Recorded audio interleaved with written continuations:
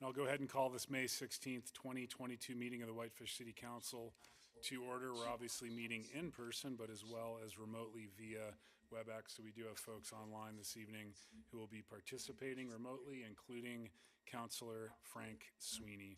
With that, we will start with our Pledge of Allegiance. And let's see, volunteered to lead our pledge tonight? Anyone? Chris, it's all yours.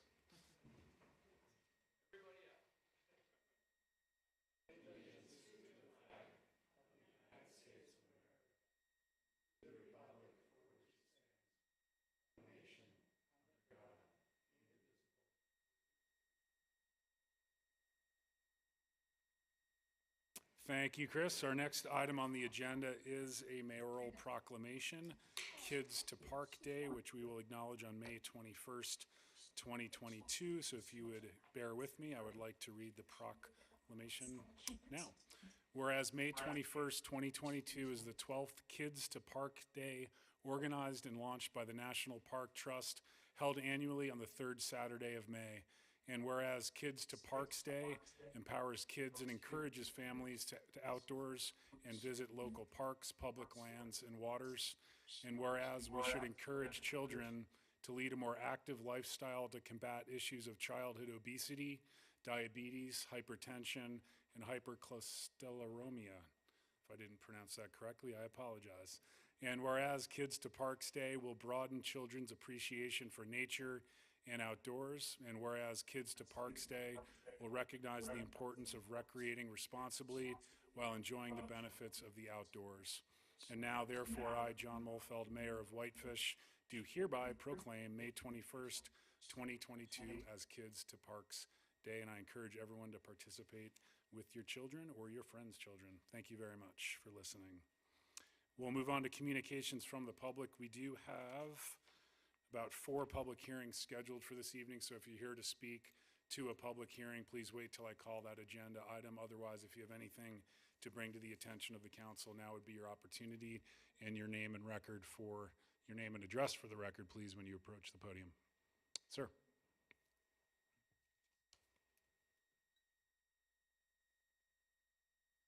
Good evening. I'm Paul McCann, and I live at 340 Summers Avenue in Whitefish here.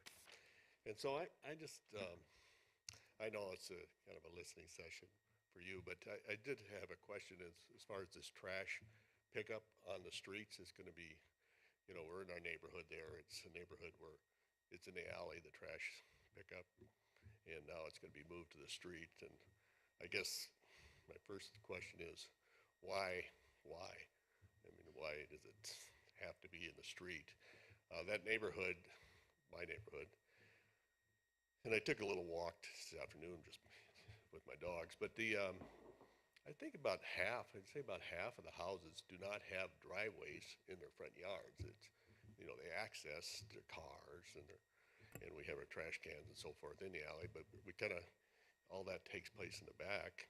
And now if we have to move our trash can out front, well, we don't have a driveway, so we just have to park it in the yard somewhere, I guess, and then in the winter, just pull it to the curb, I guess, and just let it sit out there all winter. And then I think about the logistics of, you know, that neighborhood. We're getting impacted with parking, and then we have these more apartments being built, or auxiliary apartments, whatever you want to call them, which I'm in favor of.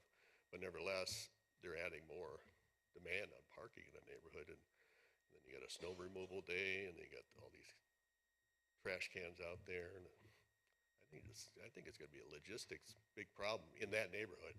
I know I walked over to Creekwood today on my walk, and yeah, there it works fine because everybody's got a driveway out, and it's pretty easy, and they're already doing that. But nevertheless, it's going to cause a real burden to us in our neighborhood, and quite frankly, you know, a lot of us have a lot of real pride in our homes, and you know, we landscape them and try to make them look nice, and it's just not going to look nice with a bunch of trash cans out there. And so I hope you can reconsider that aspect of it, or make an exception for those neighborhoods that are built that way, because it will distract from the value of the quality of life there.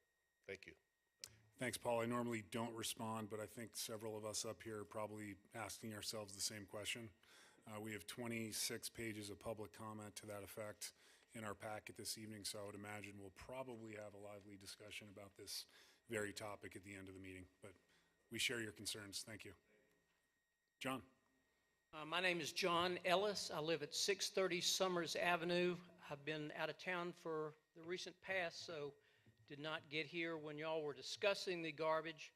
I want to draw attention to something that was in Inc. magazine today, and that was the discussion about Delta Airlines limiting the Sky Club.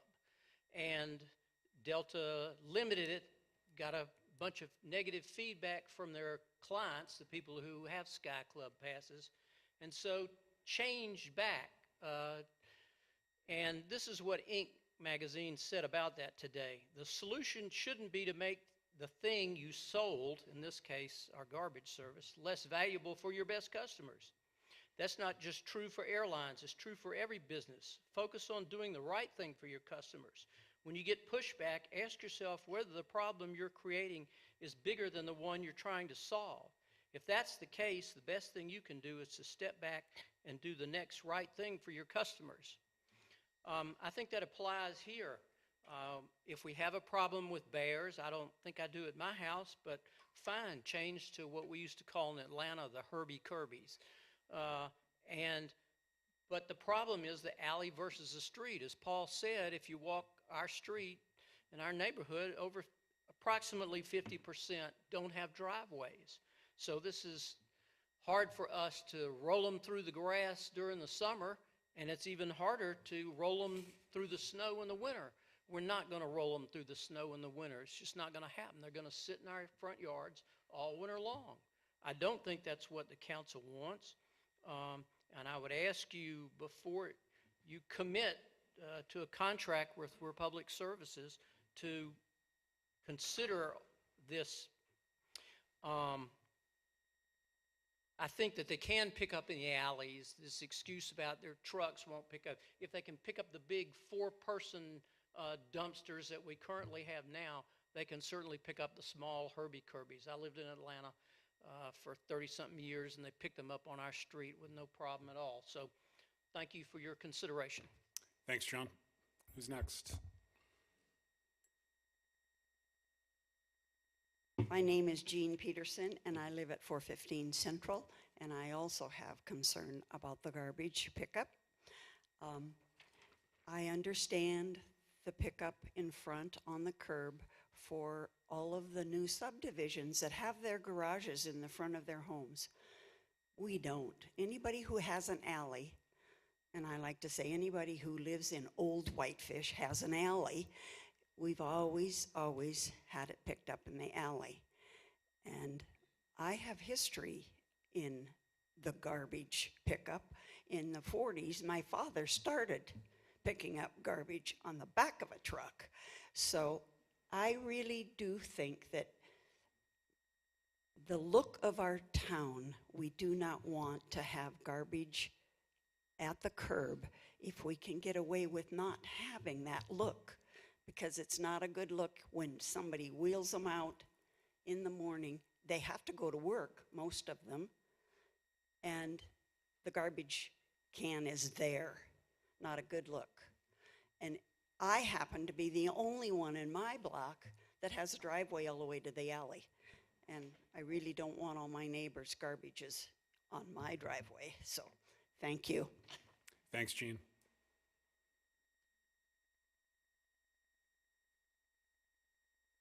No garbage was going to be so early, but I guess that it is. There is a little bit of history that goes on with all of these things. Name and address for the record. Just your name and address for the record, please. I'm Leora Thank you. Muraoka from 16 Pine Avenue. Thank you. And there is a history. This little house was built in 1933. At that time, there was an outhouse in the alley. Eventually, they moved the toilets into the house. That was a good move. But we have the garbage in the alley. Now we want to move our garbage to the front yard as opposed to the alley. This is not a good move. The people, I'm 88 years old. My husband is 97. Now, obviously, he's not going to be moving garbage cans. especially in the wintertime. And so we have to all make room to put our garbage cans somewhere towards the front of our house so that we can actually get them out there in the first place. And it would seem that anybody that was thinking this thing through would realize that it costs less to pick up 4 garbage cans at one time as opposed to every single person on the block. Not only is it every person on the block, but the garbage people have to pick out both sides. So they pick up this side, pick up this side. Do you have to have 2 guys there? Now they don't. They have, those are automatic trucks. They ram into those garbage cans, and some of those garbage cans are actually have a hole in them where those heavy mechanical arms go out and ram into those garbage cans. So I doubt that that is going to be any type of solution. The other problem that I personally have is that I walk my dog in the alley. I walk my dog in the alley because there are trash cans for pickup. I truly resent people who leave their dogs' messes for the rest of us to walk in. But if you use the alley, there is about 3 cans to every block, and it's very easy to pick up after your dog. Just say your grocery bags, and it's very easy to do that, and our whole town would look better. And I hope somebody will take this into consideration. Thank you, Leora. Chris? I'll be quick. Chris Schustrom, 504 Spokane Avenue. Just wanted to give the board member of the Heart of Whitefish and help organize the downtown sidewalk cleaning project. I just wanted to thank Craig and Dana for partnering with the downtown businesses, over 70 of whom partnered in the latest spring sidewalk pressure washing, which was completed early last week. And they're looking better every time. And the next cleaning, we're shooting for, the fall. So late September or so. But yeah, thanks to Craig and Dana. So it's a good partnership. Thank you as well, Chris. Yep, appreciate it. Further public comment tonight. Mary?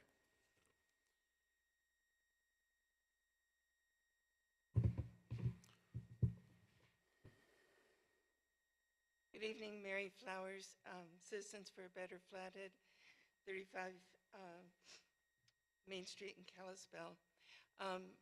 You have a letter that I submitted earlier, but I just want to summarize it and begin by first appreciating the complexity of the issues that you as a council are asked to jump from a very complex transportation plan to accessory dwelling unit policies, and to really understand the nuances and what is really best for Whitefish. And so I want to appreciate your leadership and time on that. In that vein, I would also ask that you take the accessory dwelling unit ordinance, which is on your consent agenda tonight, and pull it off and give it a little further consideration. I think the intent of this was to provide affordable housing. The ordinance itself references affordable housing, but I think without some additional changes, we're not going to end up with affordable housing. And so simply by creating ADUs as a permitted use across all categories of zoning in Whitefish, we believe will only increase the buying frenzy of real estate corporations that come in and buy up houses. And by not requiring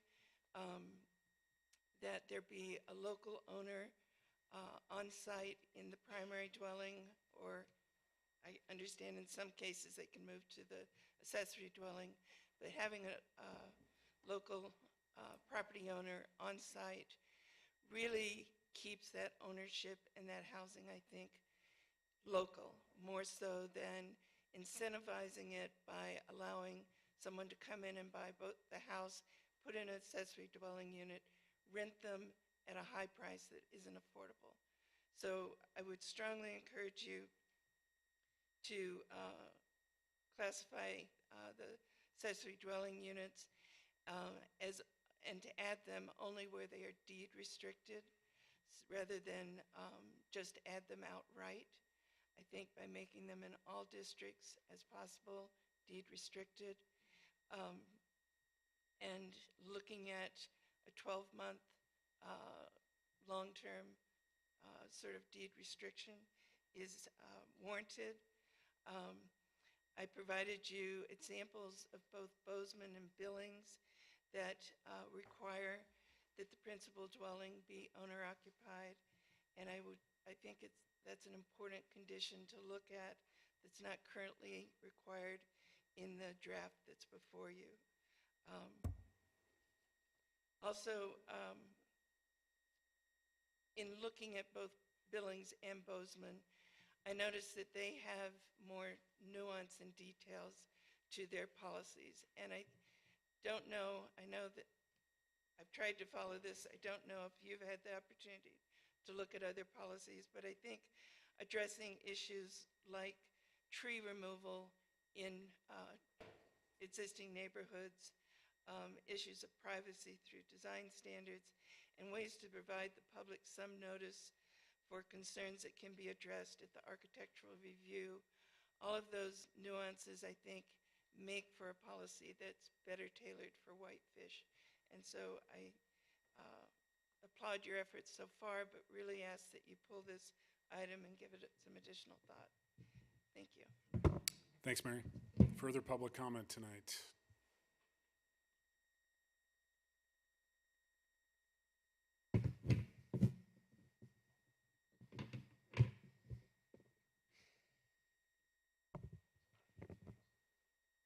Nathan Dugan, 937 Kalispell Avenue. First, want to say that as a alley trash person, I agree with all that. Would like to keep doing that. It's not what I'm here to talk about, though, tonight. I'm here to talk about the fact that tonight we're on the precipice of doing something truly beneficial for our community. The Accessory Dwelling Unit Ordinance, which passed unanimously at the last council meeting just 2 weeks ago, is really great. I have to commend all of you, especially Councilor Davis and you online, Councilor Sweeney, for bringing us the exact ordinance that's in front of you tonight for a second reading. Passing the ordinance as is demonstrates a commitment to tackling our affordable housing crisis by addressing the lowest hanging and least controversial fruit. As we gather here today, letters submitted to council in support of the new ADU ordinance, at least what was in the packet, outnumber those not in support 22 to 2. In-person testimony has reflected a similar margin of favorability. We spent time in this room recently sitting through hours of testimony opposed to apartment buildings.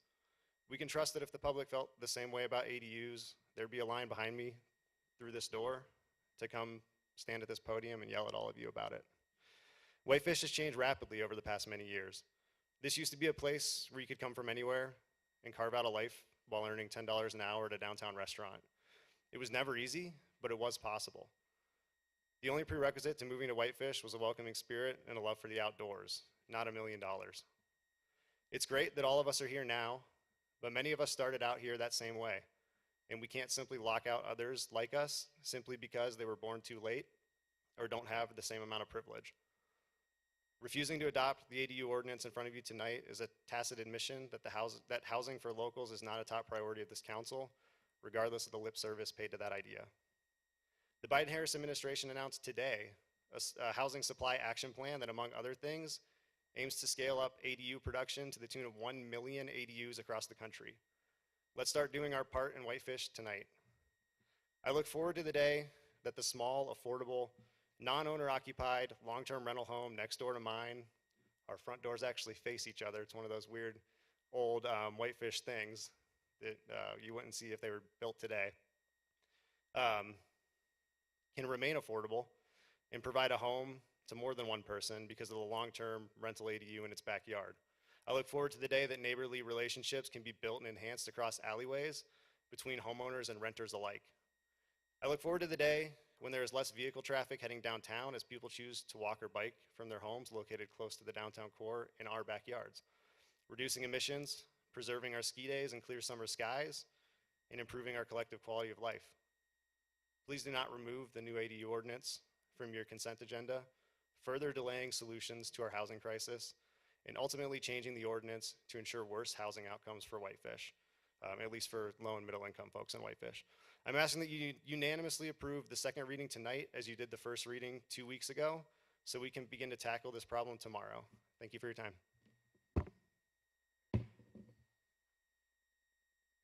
Thanks, Nathan. Further public comment tonight? Further public testimony and any volunteer board reports from the audience? John, there is one online. Thanks, Michelle. Marika, if you'd like to unmute your mic and state your name and address, please. Okay, there I am. Hi, I'm Marika. I live at 500 Blue Jack Lake Road, and I am commenting tonight because I didn't get a chance to email you guys, but I was hoping that you would vote in favor for the new ADU ordinance because you guys already know how great of a change that will be for our city. So thank you so much for your time. Thank you, Marika. Michelle, any further comment remotely? No, not at this time, thanks. Thanks. Any volunteer board reports from the audience tonight? How about the council? Not seeing any. We'll move on to item 6, which is our consent agenda. You have the minutes from the May 2nd special session as well as the regular session. Can I have a motion, please? Yes, Mr. Mayor, I move to approve the consent agenda. Is there a Mr. second? Mayor. Frank? Mr. Mayor, I would like to move to remove item D from the consent agenda. Would you like to motion to reconsider that now or later in the agenda? I'm happy to entertain it at what point you want me to. My thought would be to approve the rest of the consent agenda and then open this one up for discussion. Okay, if it's okay with you, we'll move it to just before item 8, which is communications from the Park and Rec Director, so we can get through the public hearings for those that attended tonight for those hearings. That's fine. Okay. Giuseppe does have a motion on the table to approve the consent agenda with the omission of item 6D. Is there a second to the motion? I'll second. Seconded by Councilor Sweeney. Further discussion? All those in favor, please raise your hand. Those opposed, like sign, and that motion does carry unanimously, which moves us quickly on to our first public hearing of the evening, which is item 7A, which is ordinance number 22-07, an ordinance rezoning approximately 7.035 acres of land located at the northwest corner of the terminus of Pheasant Run, known as Tract 1 of Certificate of Survey numbers 19966 in the Section 1, Township 30 North, Range 22 West in Flathead County, Montana, from County R3, which is their one-family residential, to WB2, which is our secondary business district, and WR2, two-family residential district, and adopting findings with respect to such rezone. And this public hearing remains open and was postponed from the May 2nd meeting. So as you guys know, Dave gave a presentation on this last week regarding the staff report. There have been no changes at this time as far as staff goes. I can still give the full report if you guys would like. Otherwise, we can move forward to the public hearing, and I know the applicant's here as well. It's up to you. What's the council's preference? I know Andy and myself were both absent from the previous meeting. Andy, would you like a full staff report or nope, not necessary? Thanks, Andy. Appreciate it. The public hearing remains open this evening. Are there any public comments on this item tonight? Any public comments? Sir.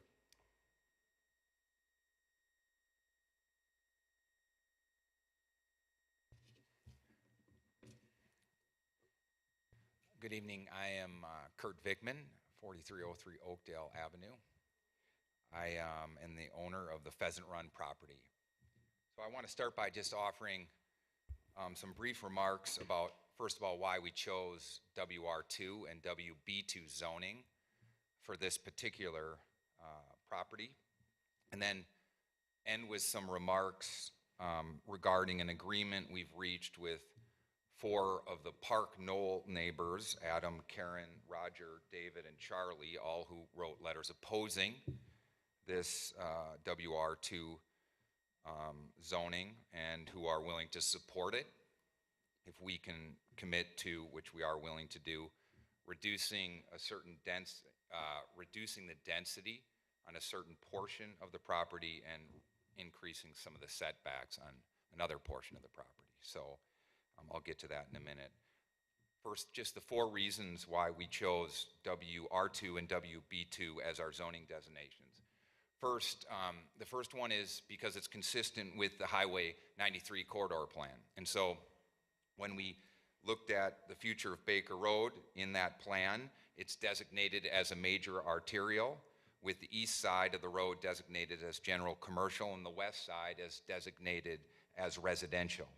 And so we thought, based on all the work that has gone into that corridor plan, we wanted to make sure that our request was consistent with that corridor plan and the fact that this would become a major arterial.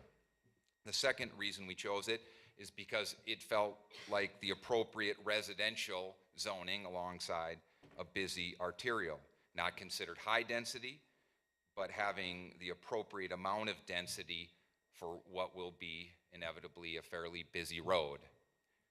The third reason, outside of the consistency and the appropriateness, was it addressed what we saw as one of the biggest concerns that we've heard at this meeting tonight, and I know you've talked about at length in other meetings that you've had about more affordable places for people to live.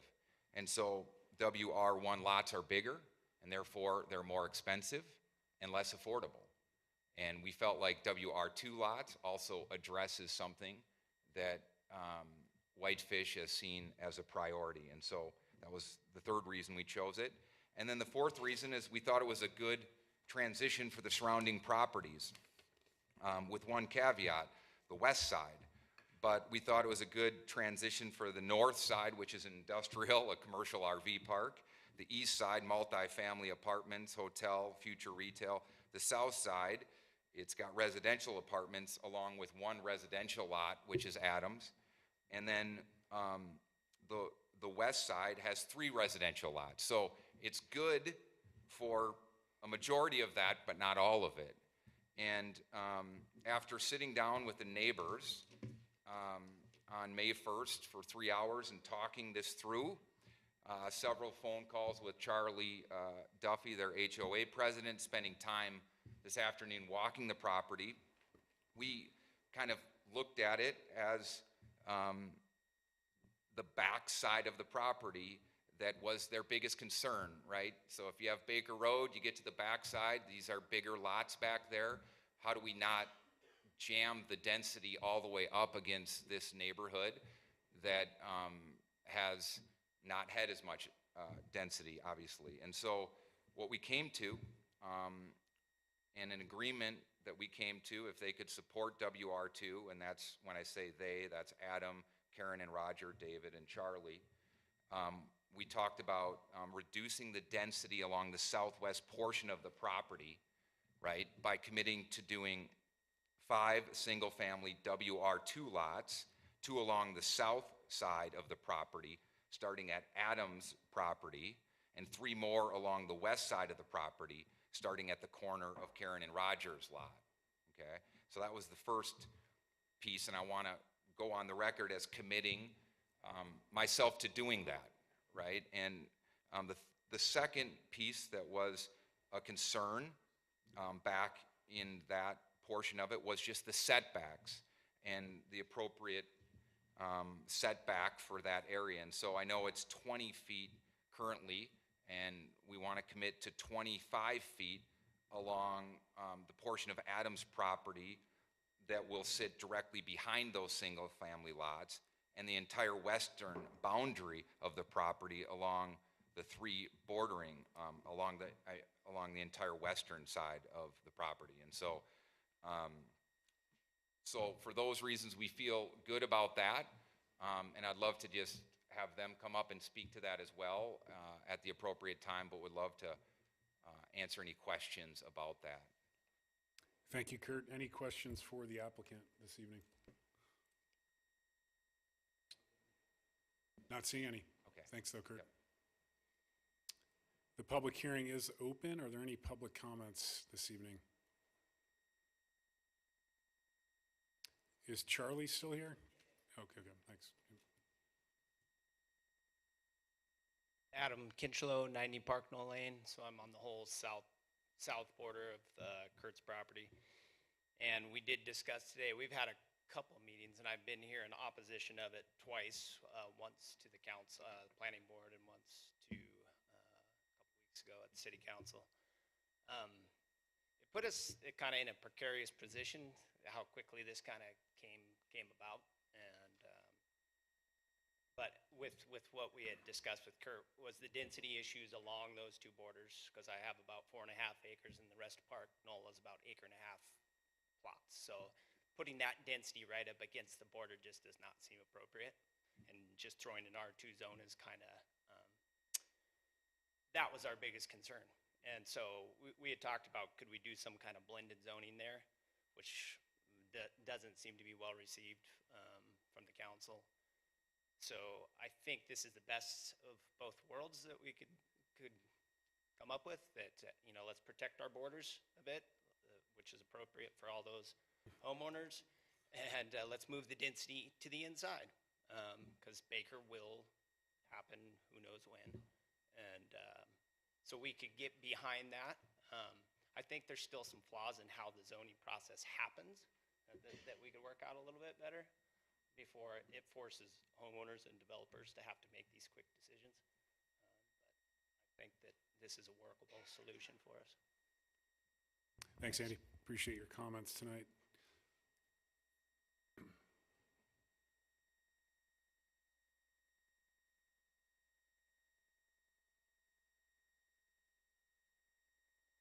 Good evening. My name is Karen Giese, 121 Park Knoll Lane, and I also have been stood up here 2 times in opposition and written letters to this.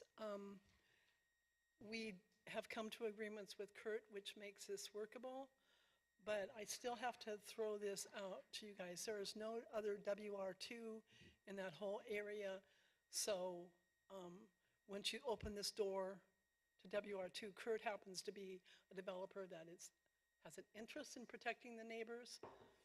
Not all developers are like that. They go out for blood and they want to get the very most. So we do support him in this WR2 so that he can move forward, and it's the best that we can expect for ourselves. But I hope that in the future that you guys will really take some time and consider this WR2, because everything else out there is, WR1, WRL, and this is pushing it into the people of Whitefish's throat that this is what you guys want, and this is the way it's going to be. And I'm just going to one more time mention that in the December meeting when you approved the 93 corridor plan, you suggested that no development happen, that it would be discouraged for development to happen if it didn't have direct access to a lighted highway, a light on the highway. Well, maybe you guys don't know how busy Pheasant Run is, but it has an F rating. So that puts Kurt in a really tough position. But it also goes against everything that you guys said in your December meeting when you passed the ordinance for going forward with the 93 corridor plan. And the people of Whitefish are tired of one thing being said, and then you turn around when the opportunity comes and something else is different. And so did you not mean what you really said in December about suggesting that they don't develop anything until they come to a light? Or was that just something to appease the people that were here that night? Thank you. Thanks, Karen. Charlie.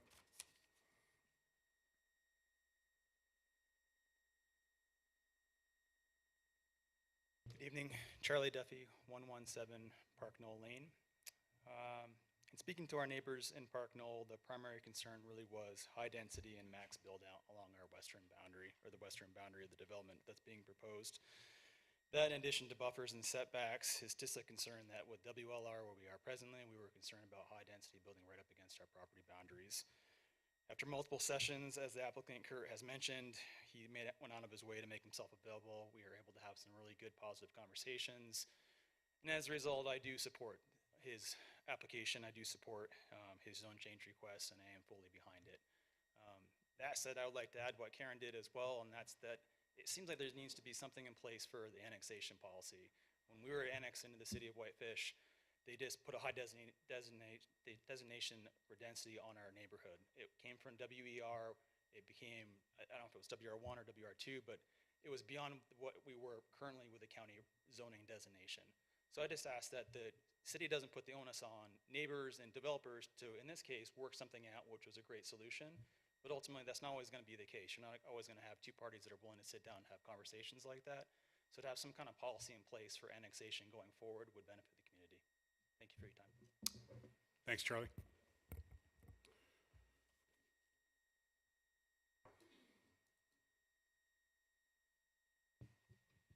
David Hunt, 113 Parknell Lane, and I too spoke against this rezoning at the planning board and the prior council session.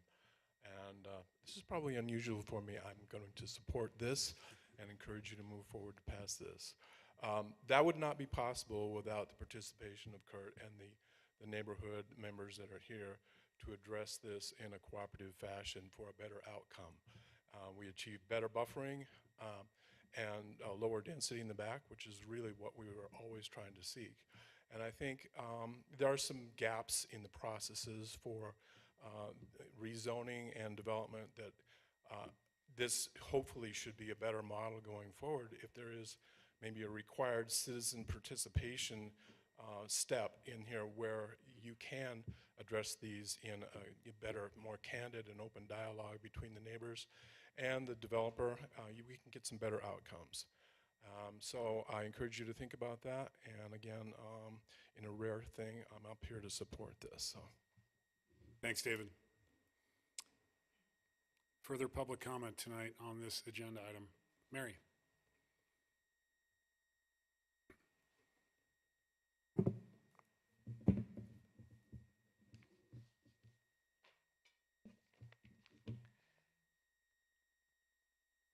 So again, for the record, Mary Flowers, Citizens for a Better Flathead, 35 Main Street in Kalispell.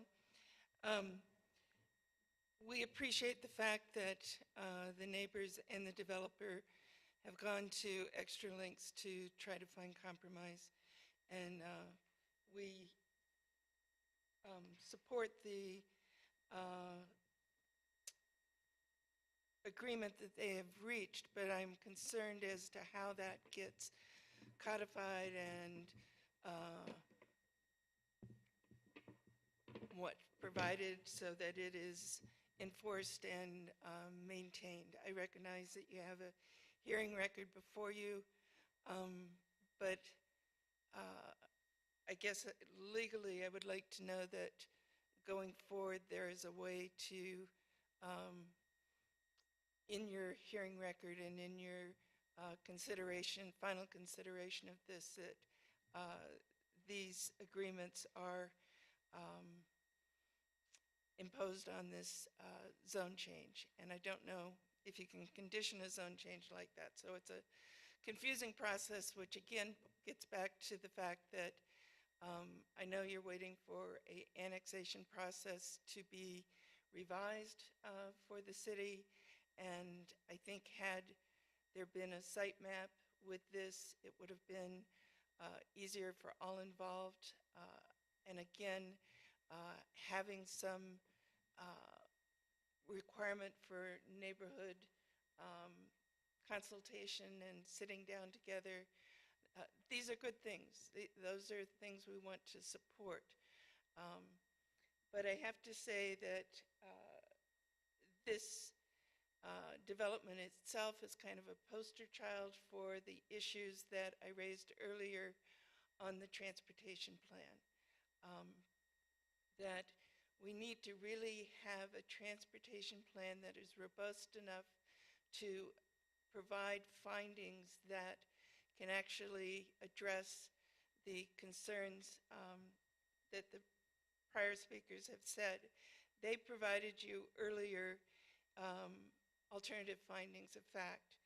And I just wanted to read for you finding 6 that was proposed and which you're being asked to adopt tonight, I think needs to look at being modified. As it's currently written, it says the proposed zone change will not affect motorized and non-motorized transportation systems because the property is served by paved, city-maintained street, and the traffic impacts from any future proposed uses will be reviewed during the permitting process. Well, I'm not sure when that permitting process is, and it's confusing.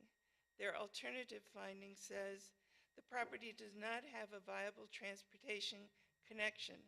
Pheasant Run is at a level F of service in the 2021 transportation study.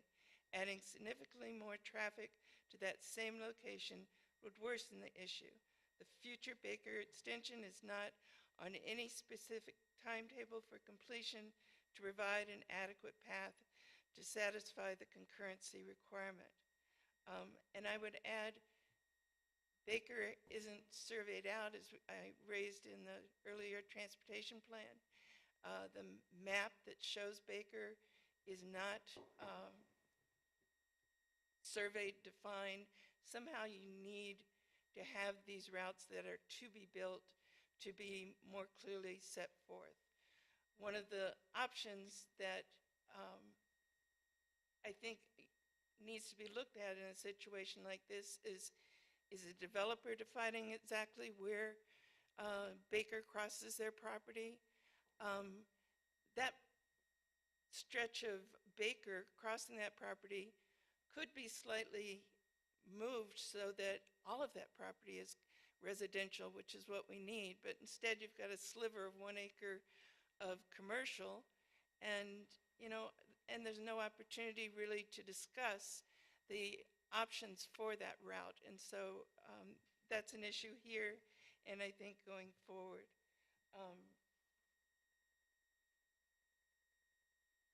Again, with Pheasant Run being a F-rated intersection, and with your directions under the Highway 93 South Corridor Plan to require developments like this to be routed through a signalized intersection, it puts you in a real awkward position to be going forward and approving that while you're also in litigation over other property where you're arguing the city's role in adopting, making transportation decisions. So consistency, I think, is important here. I think I would like to see you build on the consensus the neighbors have worked, but I think this is kind of a muddled mess that I'm not sure how you go through it and really make sure that the findings reflect a consistent principle for the community and for the city to be representing how they're complying with their existing regulations and transportation plan.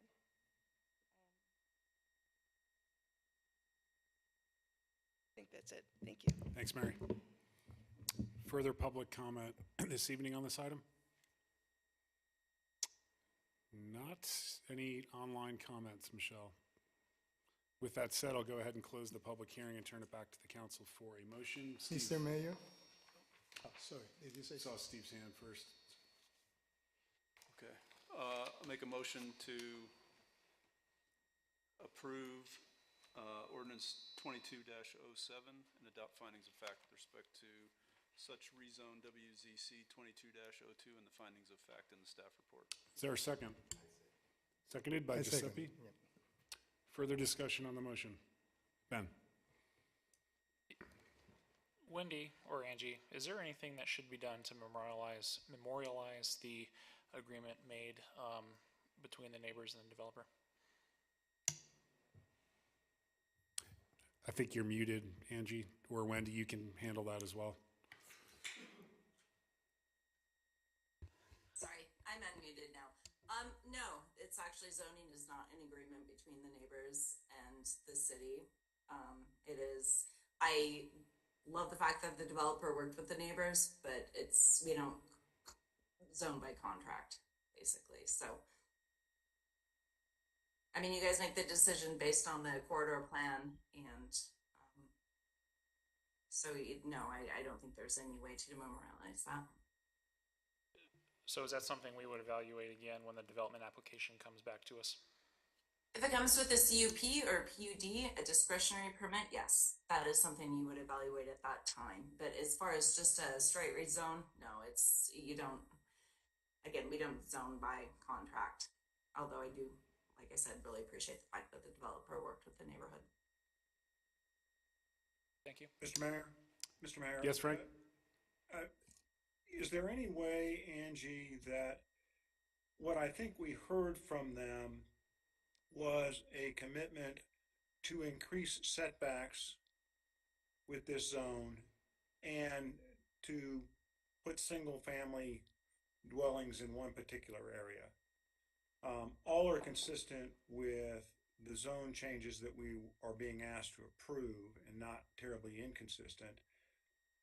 Can we not note on this zone, because what I think the concern of the neighbors and I think of this council is that we want to, whether it's this developer or any possible subsequent developer, depending upon how things evolve, be committed to those setbacks because those really are a condition that I think we're all agreeing to approve this on.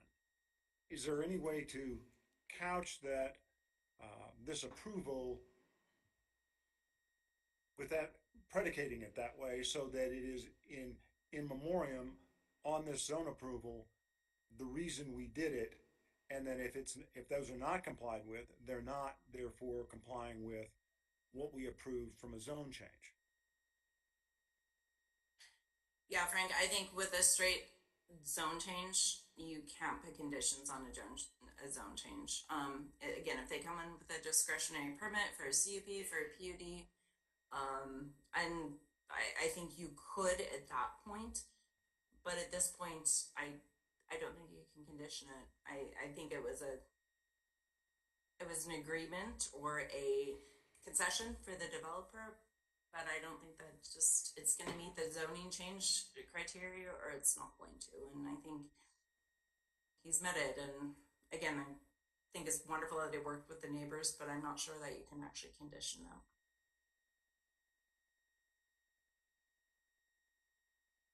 Frank, is that all for now? Yeah, it's all for now. Thank you. Steve? I just want to say I wouldn't be in support of trying to put any extra conditions on this zone change. I think the work has been done. Our role will be to make sure that whatever project comes in, we address those concerns at that time. I also agree that there is some brokenness in our annexation process, and hopefully we can address that. I just think that we have to be careful about if we're gonna bring in any more high density zoning into our city, we have to be careful about where it goes. We also have to be careful to follow what the vast majority of the people have wanted in the city, whose voices get heard in our plans, our long-range planning documents, and not just the short-term stuff that comes up when a new project comes in. And that's something that I think we have to be really careful of, and I don't hear that part being addressed necessarily at this point. I certainly appreciate the developer's willingness and dedication to working with the residents of Park Knoll. You went above and beyond for sure, and I appreciate the residents of Park Knoll coming and meeting him somewhat halfway and saying, okay, we can live with this and we'll support you, rather than continuing to say, no, we don't support this. And I think that was a really nice piece of what was done here, is that people work together. And I think I agree with your comments that there's got to be, it's not just in our annexation process, it's in our whole planning process of a way for residents that will be affected, that are nearby any project, to get a chance to come and discuss that with the developer. And in terms of a development going in there, it is going to be a sticky wicket to try to get through what we passed in our transportation plan that discourages new development in areas that do not have a lighted access. I was one of the people that got that put into the plan for reasons somewhat like this. So anyway, and that'll be something that'll have to be overcome, but that's another process that's different from annexation that the city council can also condition as well, and we can have requirements for that. So with that said, I will vote for my motion. Thank you, Steve. Further comments on the motion? Giuseppe? Yes. I just wanted to point out for the public record that this is a quasi-judicial matter. Although being an ordinance, it sounds like a quasi-legislative matter. So right now, we're voting on a zoning. At the same time, we're voting on a single applicant, hence we're sitting here as quasi-judges. The planning board passed this ordinance 421, and we have not found anything different from what the planning board has found, so it's pretty a no-brainer for me to vote in favor. At the same time, we find ourselves, I think, in these circumstances because I resonate with what Steve said about fixing the long-term holes. And one is the growth policy, and we all know, we're all committed to working on it as fast and as soon as possible. At the same time, I would invite everybody to keep in mind that we have on the table a WBT overlay zoning that would you're fired. That would preempt situations like this in those areas. Thank you. Thanks, Giuseppe. Further comments on the motion? All those in favor, please raise your hand. And those opposed, like sign, and that motion does carry unanimously, as does Ordinance 22-07. Thanks, everyone, for coming this evening and sharing your thoughts. We will move on to item 7B. John, I'm sorry. I didn't see Frank's vote, so we need to make sure that he's voting for us, I please. think he raised his hand. Correct, Frank, in the affirmative? In the affirmative. Thank you. Thanks, Michelle. We didn't see that, so No apologize. problem. Thanks for checking. We'll move on to item 7B, which is consideration of a request from Ben and Melissa Hay for a conditional use permit to develop a guest house located at 1001 Creek View Drive, and the property is zoned WR1, which is our one-family residential district. Wendy? All right, good evening. So again, the applicants are requesting a conditional use permit to construct a guest house at 1001 Creekview Drive. The site has an existing single-family home. CUP is required in the WR1 for guest houses. The property is a little bit more than an acre, is surrounded by residential uses, is zone WR1, and has an urban residential land use designation. The property is served by all public services and facilities. We noticed adjacent landowners placed a sign on the property and placed a legal in the pilot.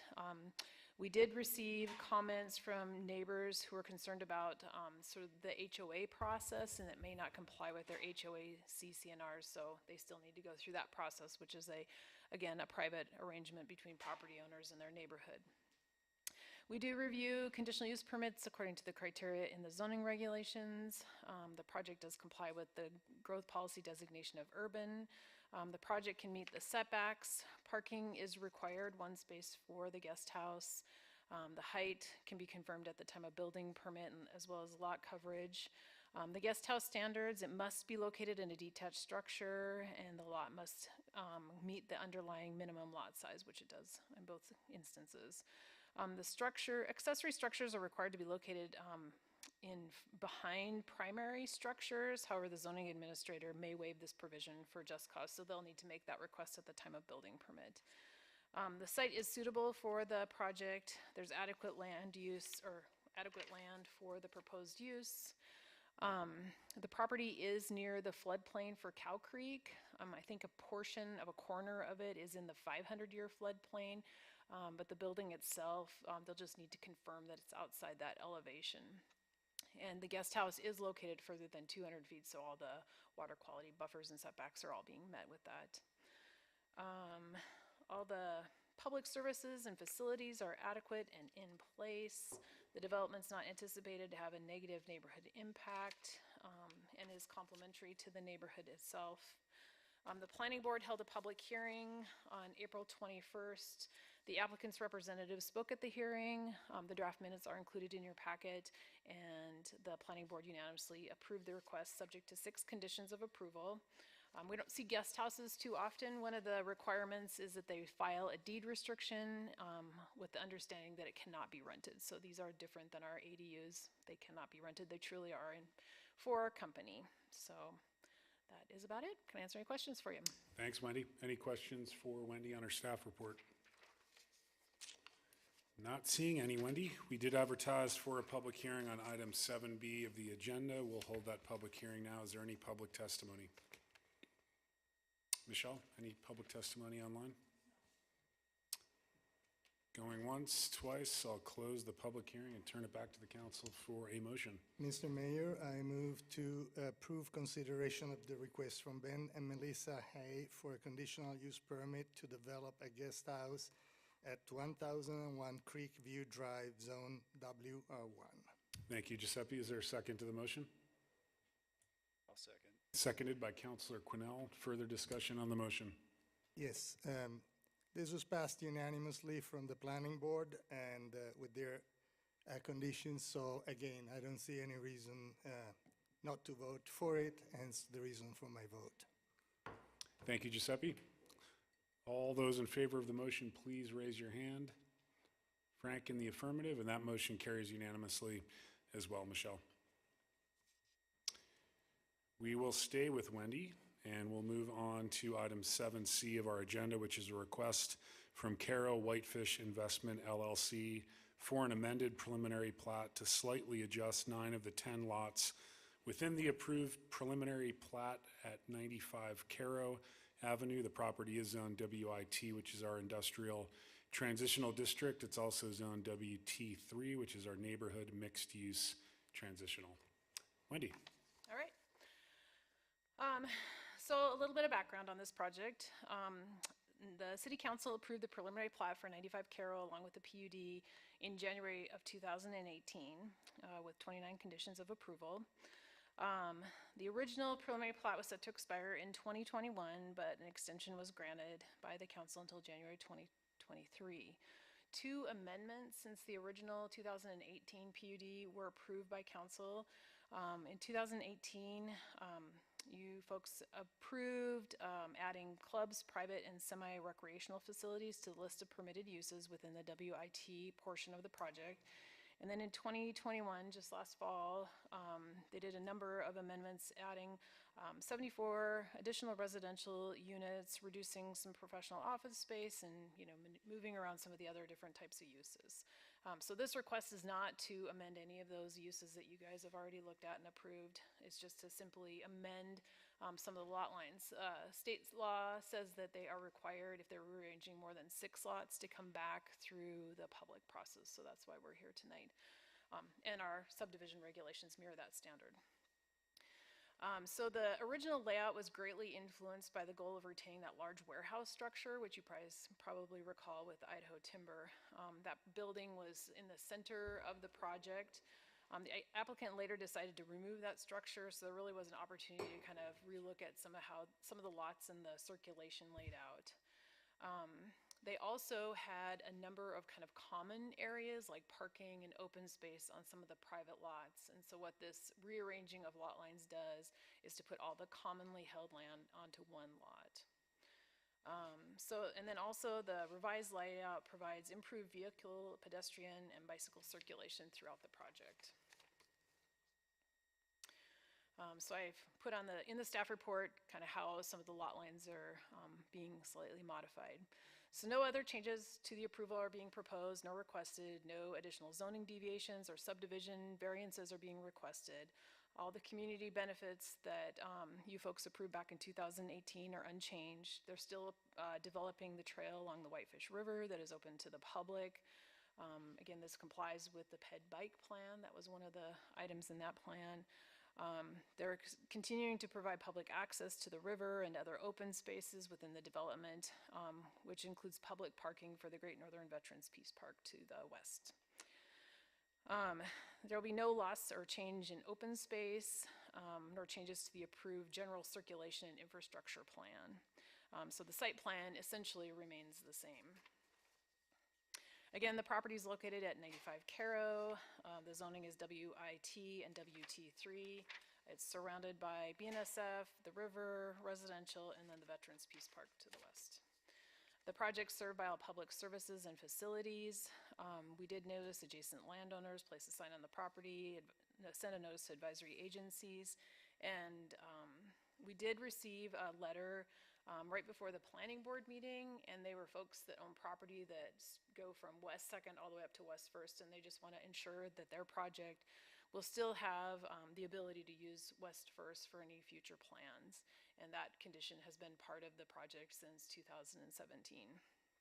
That the First Avenue right-of-way would be preserved for any future development. Okay, so we reviewed subdivisions according to the criteria in the subdivision regulations, just to hit some of the highlights. Let's see, access will continue to be off of Caro Avenue. That is the primary access for this development, and the Great Northern Veterans Peace Park. As in 2017 and now, the fire department requested an emergency access through the Veterans Peace Park over to Birch Point Drive. That is a condition of approval. The applicant did update the traffic impact study. It was done in 2017 with the original uses, and that number of trips has actually gone down a little bit, just the makeup of the different types of uses. But the percentages of trips will continue to remain the same. Most folks will head downtown, some will go to the west, and then some will go to the south on Caro Avenue. According to the engineer's report, a signal at some point in the future will be required at Caro and Second, which I think is kind of why they designed that intersection the way they did at the time. We've been in discussions with MDT, and they're anticipating that signal be warranted at 50% build out of the project. And because of this, the TIS recommended a signal warrant plan be developed. This plan would monitor traffic as projects are coming online, provide a financial guarantee for the development of that signal, and then include engineering plans for the intersection improvements that would be reviewed by MDT. So we've recommended that as a condition of approval. There's no mapped crucial wildlife habitat. However, it's likely that deer and other animals travel through the property and along the river, and the river buffers are being maintained. The site has been extensively graded and filled over the years, and I'm sure as you've been watching over the last few years, they've been extensively removing all of the fill, the non-native fill that's in that property. There are building sites on 3, 4, 5, and 6 within 200 feet of the water that likely exceed 10% slopes. Our water quality protection regulations say if a building is located within 200 feet of a water body and on a slope of 10% or greater, that a geotechnical letter will be supplied along with a building permit. So we're recommending that as a condition of approval.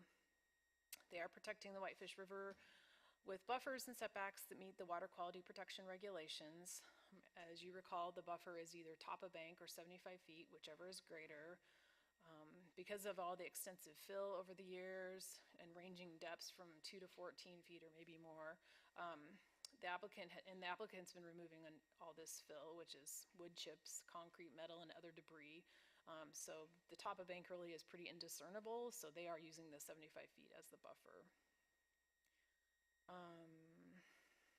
They are gonna, again, construct an extension of the Whitefish River Trail.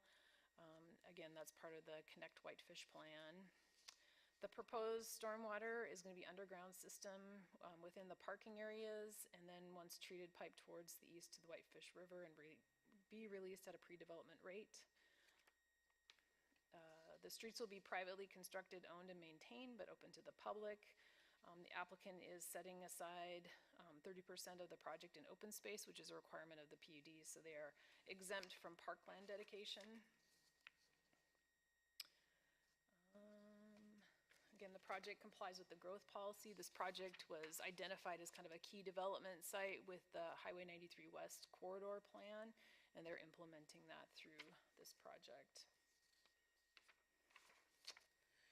I just listed out the different zoning deviations that were approved way back when, just so you could see for yourself that those are unchanged. The planning board held a public hearing on April 21st. The applicant spoke at the hearing. The planning board unanimously recommended approval of this request, subject to 27 conditions of approval. Just to hit some of the highlights, some of the things that maybe you've forgotten or maybe have changed a little bit. We do want them to have an agreement in place with the Great Northern Veterans Peace Park folks that they can use a secondary emergency access across their park, or across their park. We also request that the parking that's on the Great Northern Veterans Peace Park, the shared parking that they're going to be using, would meet city standards, including stormwater, pavement, and landscaping. Those are requirements not in the county. That the secondary access onto Birch Point Drive must be installed with phase 1 and maintained in a year-round drivable service for emergency services. Condition number 14 is the traffic signal plan. We'd like to see this submitted with phase 1 of their project. We'd like to see a complete intersection design for Caro Avenue and West 2nd, a detailed cost estimate for intersection improvements, a financial guarantee, and then the plan that would identify tracking the different projects as they're coming online so we know when that intersection signal needs to be installed. The Whitefish Trail needs to be installed along its entire length. And then condition number 17 is the one that's been in place since the beginning, that the trail within the unimproved West First Street must be designed in such a way as to not foreclose the possibility of future use of the road by adjacent properties. And no short-term rentals with the exception of the hotel, and then the public dock must remain open to public use, and no private slip leasing is permitted, and that this project would be approved for 3 years. Can I answer any questions? Thanks, Wendy. Any questions for Wendy on her staff report? Frank, any questions? No, not at this time. Thank you, Frank. With that said, we did advertise for a public hearing on item 7C of the agenda. I do know that the applicant and applicant's representatives are here. Casey, comments? Just for the record, your name and address, please. Casey Malmquist, 160 Walker Creek Lane. Greetings and thank you, council, and I apologize for the disruption there. I appreciate you guys going through this now for the 4th time, so we've been in front of you 4 times. I do want to emphasize that this really is kind of a housekeeping thing. We did go recently last fall for some significant changes. In reviewing that, after that, we found that the lot lines themselves didn't necessarily align with some of the changes we did. Brought it to planning staff. There are some regulations that do require that it go through the public process, which we were happy to do, and therefore we are here tonight. But I do want to let you guys, the reason we're here, and part of the reason this has taken some time is I'm very, very intent, our group, on doing this properly. This is a big development. I think it's important to the community, and we do want to do it in the right way. So a couple things, the trail thing, this is a little bit outside of tonight's thing, but it is a condition of approval, and I'm happy to do this, and I think it's a big part of the development and a big part of contribution to the city. But we are having a problem getting a permit to build this trail. And I know there's been a call for some of the councilors to attend a meeting with some of the other agencies, which I really hope and encourage that you do, because we need some help with that. And that's occurring on some other projects as well. And so hopefully we can find some resolution to that and do build that trail. And then finally, I'll just close that we did go through sort of a branding and naming process and trying to get away from just calling it the street address of 95 Caro. And very proudly, it's now monikered as Whitefish Yards in homage to kind of the rail and timber industry. And that is now the name of the project. So, but thank you for your consideration. And if you've got any other questions for me, I'm happy to address them. Thanks, Casey. Any questions for Casey? Regarding the trail, we've been going back and forth with the Conservation District on potential dates. Our last attempt were June 12th and the 14th, both of which are not available here in City Hall. So terms of chambers being available for the meeting, so we're still trying to settle on a date, but you'll be the first to know. So, thanks, Casey. Any public testimony this evening on this item? Any public comments? How about online, Michelle? I'll go ahead and close the public hearing and turn it back to the council for a motion, please. Mr. Mayor, I move to approve WPP 17-04A, the findings of fact in the staff report and recommended conditions of approval as recommended by the Whitefish Planning Board on April 21st, 2022. Is there a second to the motion? I'll second. Seconded by Councilor Quinnell. Further discussion? I just commend both the builder, the developer, and the planning board for keeping doing, and the staff, keeping doing their job and making our jobs useless and easy here. Thank you, Giuseppe. All those in favor of the motion, please raise your hand. Those opposed, like sign. Frank in the affirmative, and that is unanimous. Michelle as well. We will move on to item 7D of our agenda, which is consideration of a request from Peregrine Automotive LLC for a preliminary plat for a 7-lot commercial subdivision located at Tract 6BGA in Section 1, Township 30 North, Range 22 West. The property is zoned WI-WB2 SC, which is our industrial and warehousing district, secondary business district with special conditions. Wendy. Okay. Thanks. So again, this is a major preliminary plat. This is our very first project being reviewed under the expedited process, so you'll notice that there was not a recommendation from the planning board. This was a bill that was passed by the Montana State Legislature at their last session that projects that are going through subdivision review, that are in the city limits, meet the zoning, have all the public services and facilities, and aren't asking for any zoning variances, can get this quicker process. So these folks submitted an application, and you are the public forum for this meeting.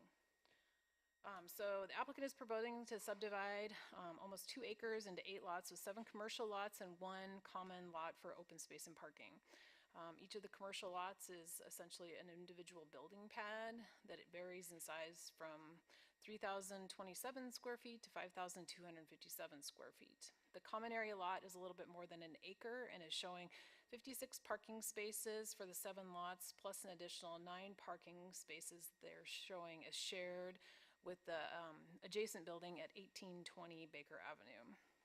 Traffic will circulate off of Baker Avenue into the parking lot that has ample turnaround space, then people will exit the same way. They're also showing an access easement from the 820 Baker Avenue project to access those 9 parking spaces in the back.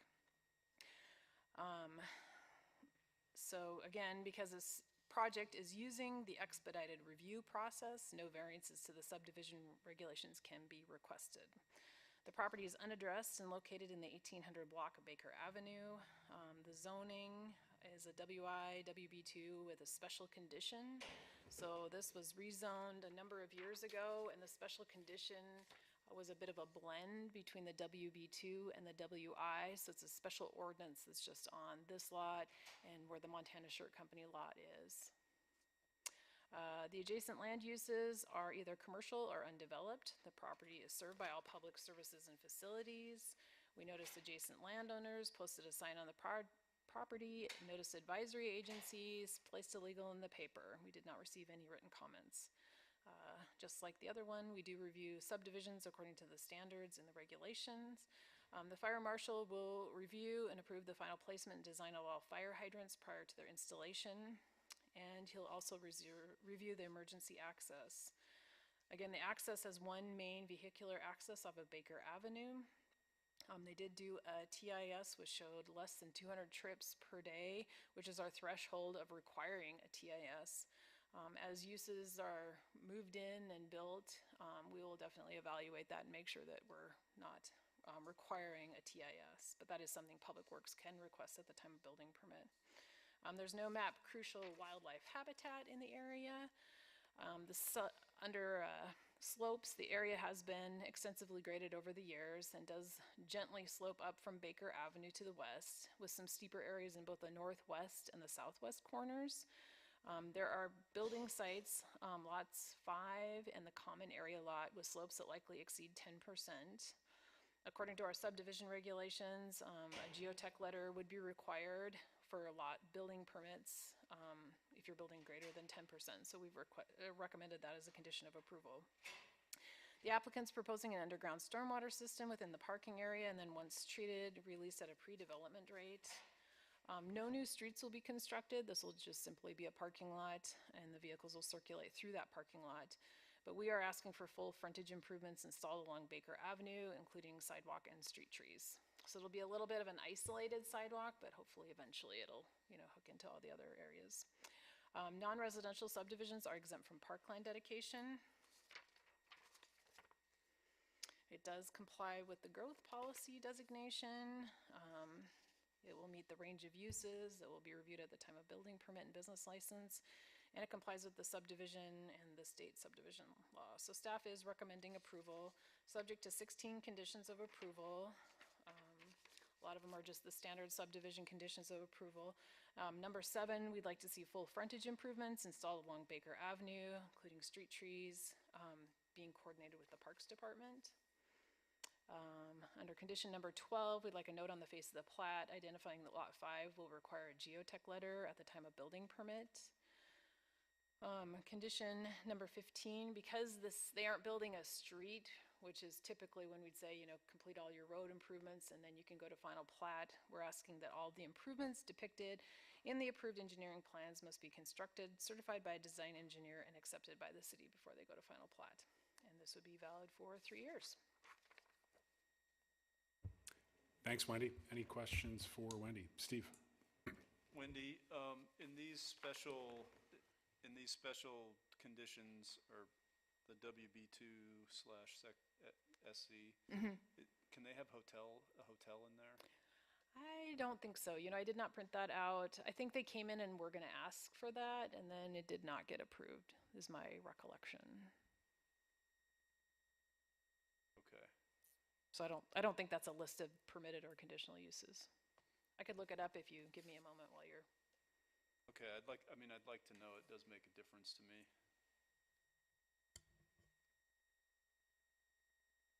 Further questions for Wendy? I had 2 quick questions, Wendy. So what the legislature passed this past session in terms of an expedited review, can you just give us a 101 class on what that actually means? So essentially the projects that are, because towns like Whitefish, we've done so much planning. We have park plans and ped bike plans and water plans and sewer plans and transportation plans. I think it was, to allow projects that have gone through all these public processes and anticipation of this type of development to get a little bit quicker review process. So we're still noticing all the neighbors, we're still putting a legal in the paper, we're still putting a sign on the property, but instead of the 2 hearing process, you folks are the ones that are holding the hearing. Okay. But they can't ask for any variances or any sort of deviations to any of the subdivision regulations. If they do, then they would still have to go to planning board. We'd have a bigger, kind of longer public hearing because they're asking for something special. Okay, great. Thanks very much. Additional questions at this time? Not seeing any. We did advertise for a public hearing on item 7D of the agenda. Is the applicant's representative here? Yes, ma'am. Name and address for the record, please, when you approach the podium. Good evening. Sorry. My name's Donna Vlad, Sand Surveying, 2 Village Loop. I'm here representing the applicant. Wendy did such a wonderful job in summarizing the whole proposal that I don't have anything to add. I'm available for questions, as well as the applicant is here, and the applicant's engineer, Brent Foley of Foley Engineering. Thanks, Donna. Appreciate it. Further public testimony this evening on this item? Hi, my name is Abby Hughes. I'm co-president of the Baker at Commerce COA. A few of our unit owners could not be present, so I'm here to kind of just relay their comments and concerns. The first is for Chris Hyatt at 1826. I have a handout. He printed everything. If you get, is it okay if I? Yep, absolutely. Yep.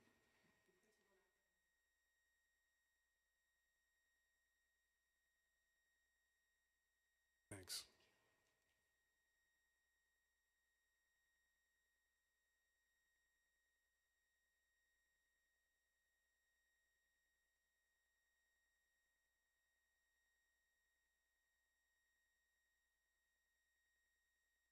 So before you summarize these comments, exactly what is the Baker Avenue COA? I'm not familiar with Okay, that yeah, so organization. I'm sorry. We are the building that was divided into 6 separate units that used to be the furniture consignment. So we're right next to Montana Shirt, where Montana Shirt is. Okay. And so the plot of land goes right behind our buildings. Okay.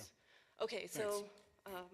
basically Chris is saying he's in favor of the project, and it, it fits the intended use of the zoning. His main concern is the shared driveway. Just from the 2 years that we've had it split up into 6 different owners, there's considerable wear and tear.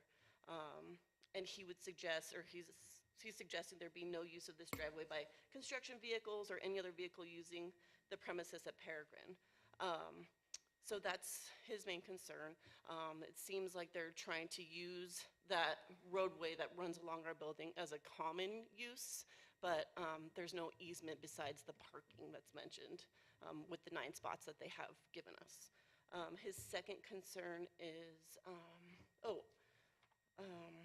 from the original parking easement agreement that's dated in 2018, it is different than what they have in their packet for the 9 spots.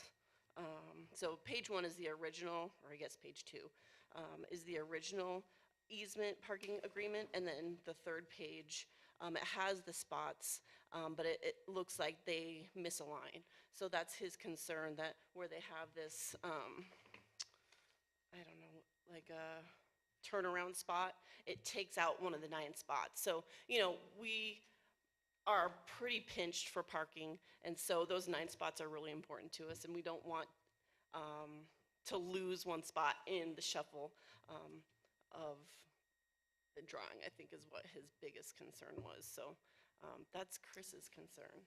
I also had just an email, I don't know if it counts, but from Brooke Dodson. She is 1820.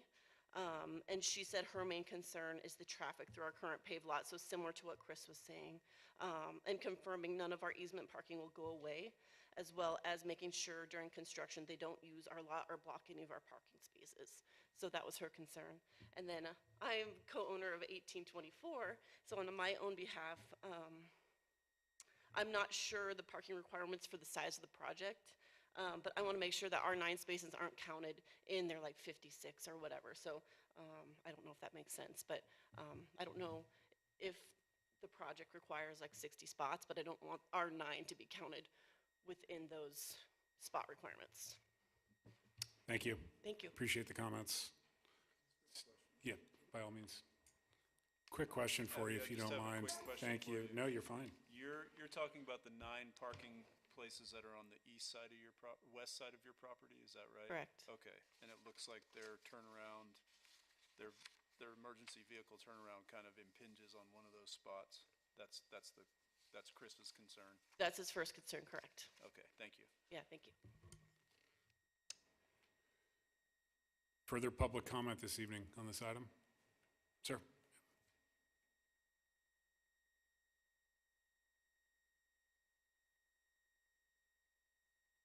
Hi, Alex Kulian, 465 Armory Road.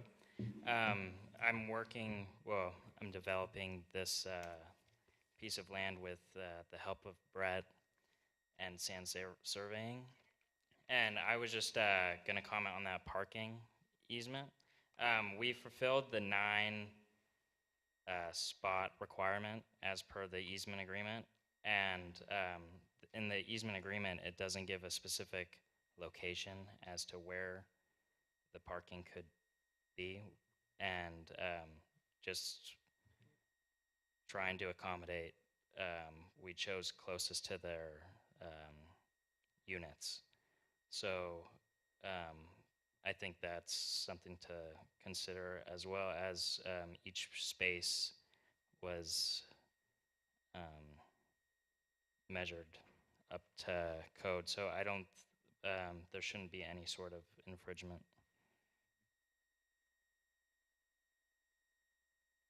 And to answer the hotel question, the units aren't won't be of size for a hotel, and that's not our plan to go that route. Thank you. Thank you very much.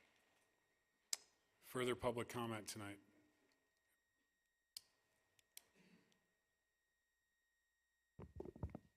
Good evening. My name is Allison Hackala, and I'm the co-owner of the unit at 1824 Baker. And I echo a lot of my fellow tenants' concerns regarding parking. It is a very, very tight parking area that we have. And so I just want to reiterate and reinforce a lot of those concerns that we have regarding parking, and just the tight nature in the back, because we are 6 units, and each of us is over 1,000 feet or so square foot of commercial space. And so to get each of us a spot has been a great challenge, even though there are the 9 spots deeded to us. So in regard to something that Wendy had mentioned, I'm a little bit concerned about the expedited process. I don't want our unit to suffer, or our condo association to suffer because of this expedited process. I want it to go through, all the due process and the respect that we deserve as business owners in the area. Secondarily, she had mentioned something about an access easement. I've read over the plan many times just to try to wrap my head around this. The parking easement, that is a written and document, but there is nothing that actually guarantees any access to the use of our driveway to get back to some of those spots in the back, even though the parking is considered a deeded or a part of what we own. There is no agreement as far as the access. So I just want to make sure that we do maintain, as the business owners, that driveway, and it's not used for construction traffic and in and out, and the business owners. Especially if you look at the plan, it looks like there are 3 businesses that are supposed to be directly behind our lot. And it's just human nature to try to take the shortest route, and that would be our driveway. So, my notes. And so finally, just one last little minor comment. I know that it's something that I had kind of brought up a little bit in questioning with some emails back and forth, but the last transportation impact study, the TIS, that was done was in 2015, which was 7 years ago, and that Baker Avenue, a lot of people are using it to avoid the main routes, especially in the summer when we have a lot of our friends in town visiting with their large vehicles. And so we see a ton of traffic on Baker. And I live here on the north side, and when I come home from Baker from work, I have been nearly clipped many times, just because the speed limit there is about 30, it's 35, and people get going pretty fast. So that is what I have to say. Thank you for listening. Thanks, Allison. Yes. Appreciate your comments tonight. Further public testimony on this item? Michelle, anyone online?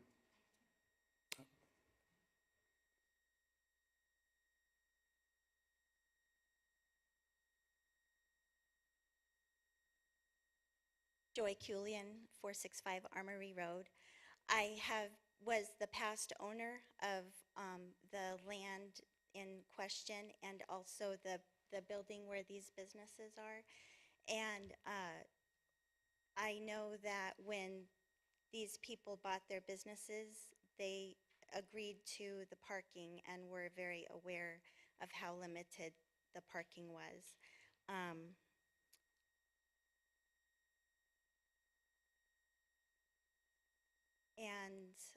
I just also want to say that this land has been vacant for a long time. I kind of see it as an eyesore on that end of Baker, and this improvement would be really beneficial to the city. Subdividing it gives people an opportunity to own their own lot with their own business on it, versus building buildings and condominiumizing it. And I think businesses prefer to own their own business. We don't have very much industrial space in Whitefish anymore, and I just really think that this would be a benefit to the city. Thank you. Thanks for your comments. You had a, sure. 1 second, Giuseppe, let me just go through public comment first. Any additional public comments this evening? I'm going to go ahead and close the public comment. Giuseppe, question?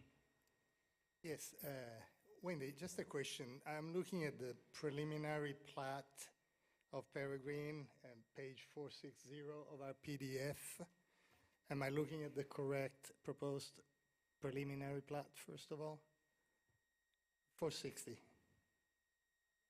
Okay, so this is going to be recorded if we were to approve, and in the plat, there are two areas where in bold it says shared access / parking / utilities common area 1.076 AC, and then farther north or up in the map, it says shared access parking utilities common area, same wording. Is that am I interpreting that correctly, that would be the definition of the easement in the plat?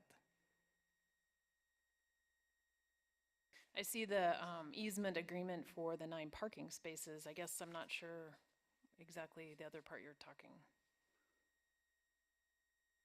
So oh, I see. So the shared access parking utilities is not the easement to the next door property. That's to define that those parking spots are shared between the lots in the property.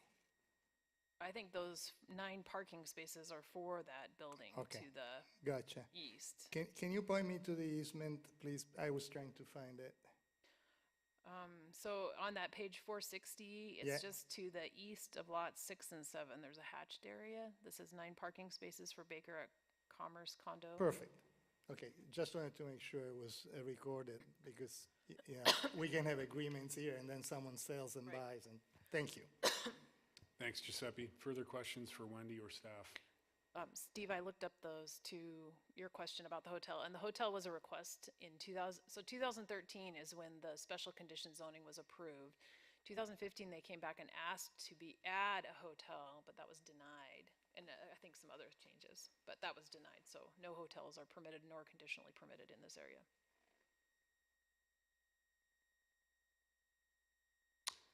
I had a question, Wendy, and it might be totally unrelated, but I just want to ask the question.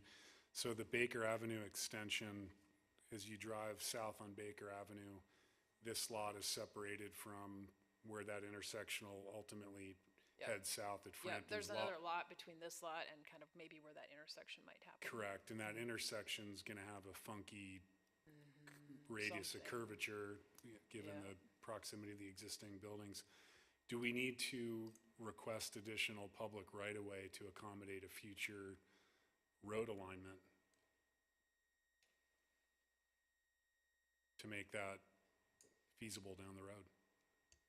I don't think it would affect this lot. It would only affect the lot to the south. Yeah, I don't foresee the road changing alignment this far north. I think it's. Are we sure of that? Well, I mean, it's not designed yet, but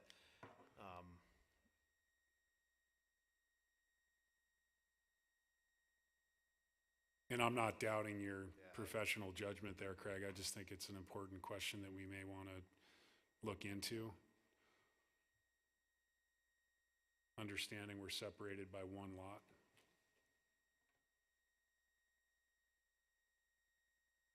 I also think that there's been other information presented this evening on behalf of the Baker COA that I wouldn't mind. I know Angie doesn't have a copy of this because it wasn't submitted in time for the packet, but certainly council wouldn't, mind Angie's eyes on what was submitted, on behalf of Chris Hyatt and the Baker COA regarding the easement discrepancies personally before we act on this. Sean, I don't have a copy of it, but yeah, I'd be happy to look at it. Okay, thank you.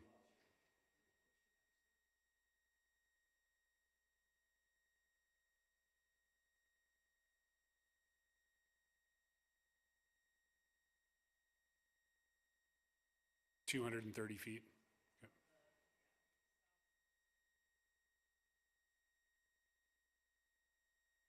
I think your microphone's off, Wendy. That's okay.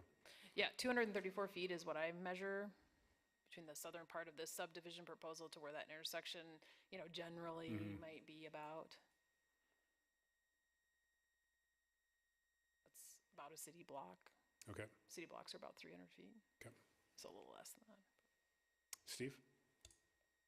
Wendy, do we have any way to limit access if, somebody is going shopping in one of those units back there and they turn in their, I don't know, their maps device tells them to turn into the first entrance instead of the second entrance that's going to be built? Is there any way we have to restrict access through that? I mean, it's an awful narrow little spot. Yeah, and it's a private driveway, and hopefully this subdivision will put up a sign, for their particular subdivision.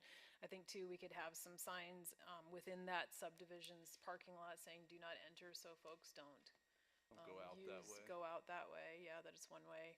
I know the fire department was pretty excited to see that could loop through just for their particular access. So I would hope in an emergency that, they're going to go where they need to go. Okay, thank you. Maybe we can start with a motion to move this along. Ben?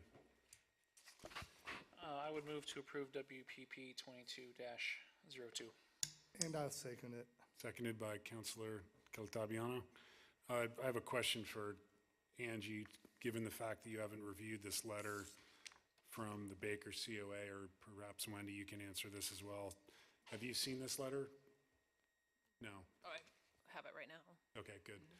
Does it give you any concern or pause for concern, Angie, moving forward with this tonight without having staff, yourself in particular, reviewing what was submitted?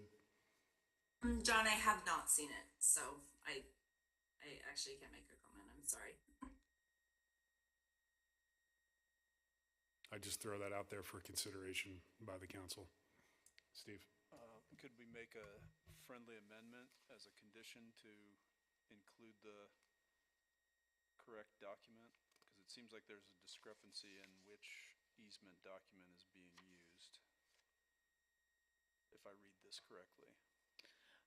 Looks like the easement number that they're referencing here is the exact same easement number that's being referenced on the preliminary plat.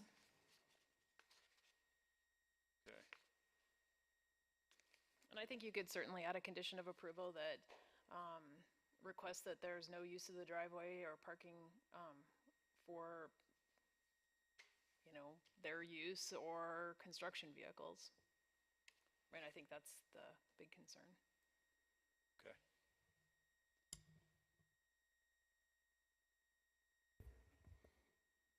Friendly amendment, or? And possibly add a sign for no entrance through their project. Sure, I'll make a friendly amendment that, I'm not sure exactly how to word this, but that none of the 9 parking places be used in any way that contradicts the easement, which seems kind of superfluous, but I'll put it out there. And then that this subdivision, I don't even know how to word this, does not use the access to the Baker COA. Is that good enough? Yep. Okay. So that would be condition number 17. We'll vote on that amendment first before the original motion. All those in favor? Not at this point. We have a motion on the table. We need a second, please, to the friendly amendment, which is condition number 17. I'll second. And that was seconded by Councilor Davis. Further discussion on the friendly amendment? If I could entertain, I would like to hear That's perfectly fine. What the applicant would like to say. So, Mr. Curlian? You could come up and give your comment at this point.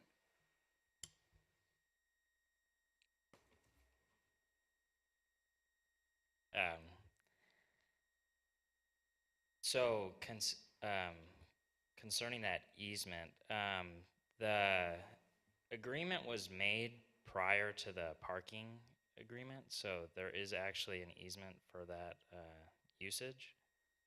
And, sorry, I'm just reading my notes.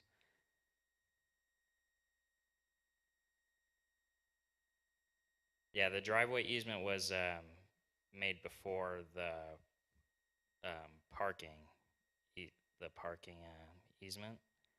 So I feel as if this is a kind of picking and choosing situation on the other lot's behalf, as it's technically our right, as it's a written agreement that there's this easement in place.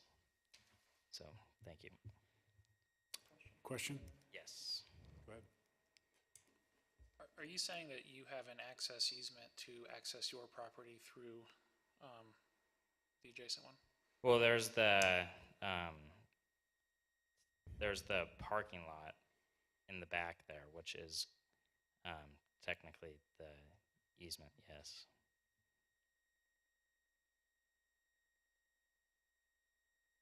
Steve, did you have a question? I don't think I understand. Are you saying that there's an easement through their property to the back of, to your property, which is behind theirs? Or are you just saying that there is an easement for those 9 parking places? Well, there's the easement for the 9 parking places, but there's also that approved usage of that way to get back in there as well. Because that's not shown on, I'm not seeing that listed on any of the documents that there's an easement through there. Wendy, is there?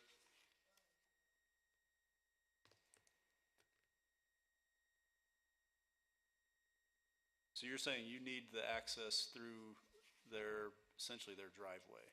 Well, essentially that is, that's not the intended use, but I think it's just the right to be able to use that back parking lot as a area as well, because it's within the easement. I'm not quite following. Brett, is this a question that you can clarify, or perhaps the surveyor from Sand Surveying? The other option is, I think we can postpone this until we've had opportunity for Angie to review the information from a legal standpoint. Seems pretty muddy at this point. I'll withdraw my motion. The friendly amendment's been withdrawn. How about the original motion? Yeah, this, or unless Brent has anything to add here.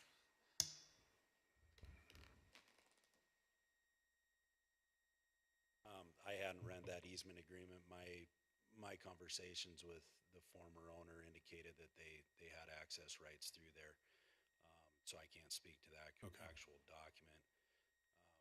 One thing I was going to say is if you guys were to put that condition on there and impose it, and it was contradictory to a separate existing agreement between those two parties, would that then nullify that part of the condition? Most likely, but I wouldn't want to make that decision up here on the dais this evening. Yeah, I usually refer to Angela. So, thanks, Brett. Yeah, and thank you so much. Michelle just actually sent me the documents, and I can't make a decision right now. But thank you, Michelle. Thanks, Angie. Ben, do you want to reconsider your original motion? Yeah, why don't we would table till date certain, is that the correct way? Just if you don't mind withdrawing your motion formally, and if that's okay with the second. Okay, I will withdraw. And the second, that's okay with you, Giuseppe?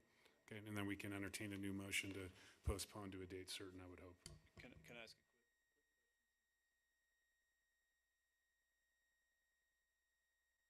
Sorry, since this is an expedited process, are we under any special guidelines time-wise that are different from our usual ones? Good question. I think it follows the, just the regular major subdivision process, but let me look, since this is our first one.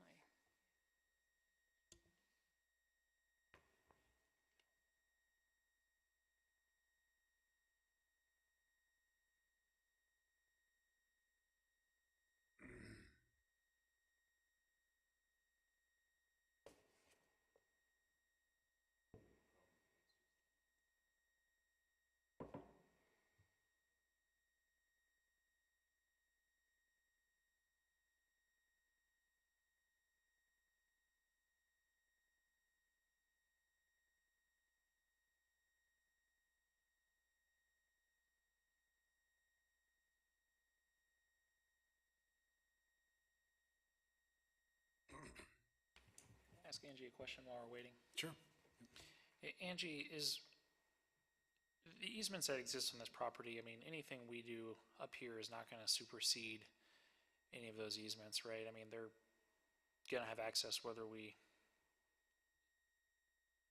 well, let's say Yeah. we don't make a special condition otherwise. Yep. They follow with the land, and so they will be there no matter what.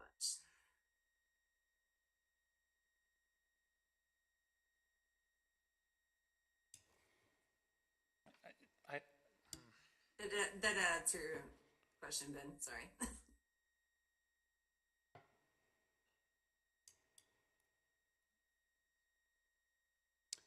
I would entertain a motion to postpone this item to the June 6th meeting. Yeah, I'll make that 35 motion, working days. that we postpone this to June 6th.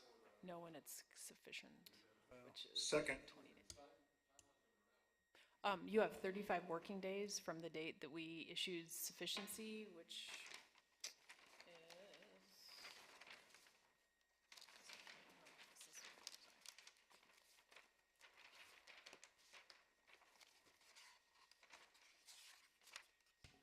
So 35 working days from April 19th. So essentially 7 weeks from the So middle. we'll We be have- outside that window.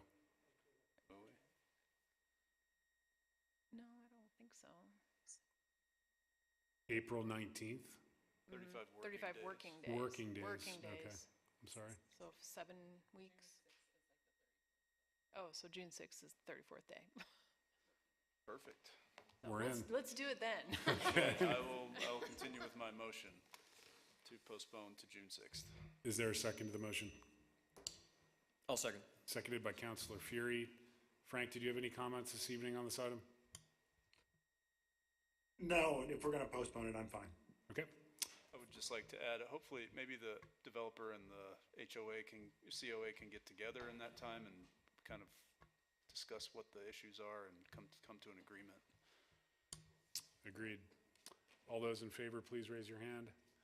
Those opposed, like sign, and that motion does carry unanimously. Thanks for coming, everyone, on that item. And on that note, we're actually going to take a quick adjournment for about 5 to 7 minutes, and we'll reconvene at 9:07 with our item that was pulled from the consent agenda, which was item 6D.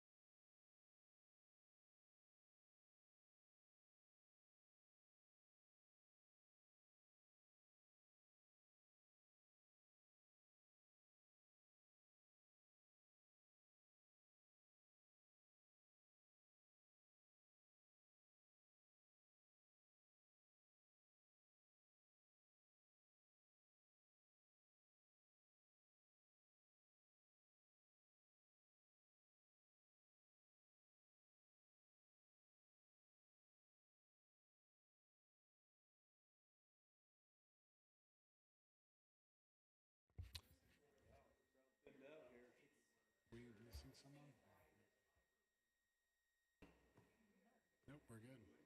We're going to go ahead and get started. Counselor Sweeney, at the beginning of the meeting, under the consent agenda, motion to remove item 6D from the consent agenda. Frank, I'm going to turn this over to you, but we would need a motion for reconsideration for this to be back on the table. Mr. Mayor, that's exactly what I intended. It is my intent to move that we move this matter for reconsideration. I would like to add several amendments to it to amend the Let's wait regulations. for a second, Frank. Sure. Is there a second to the motion? I don't believe we need a motion for reconsideration. I think we do, if I'm not mistaken. I don't think so, because it's the second reading, and it would just be approval of the second reading, so it's an active item that's on the table.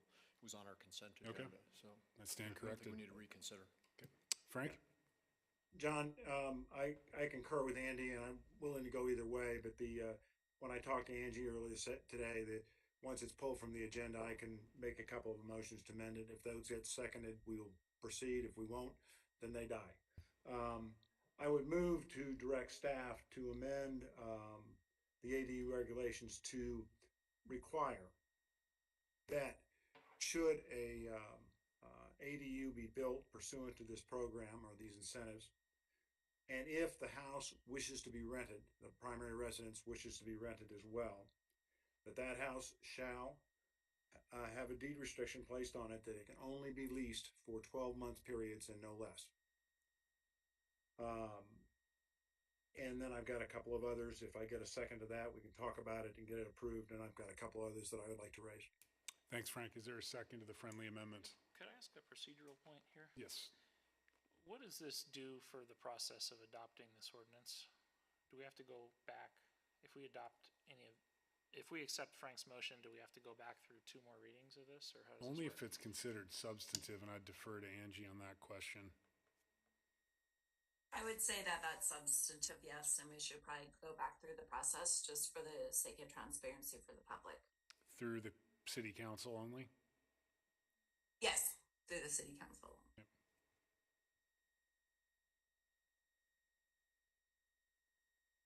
Frank, do you mind restating your friendly amendment?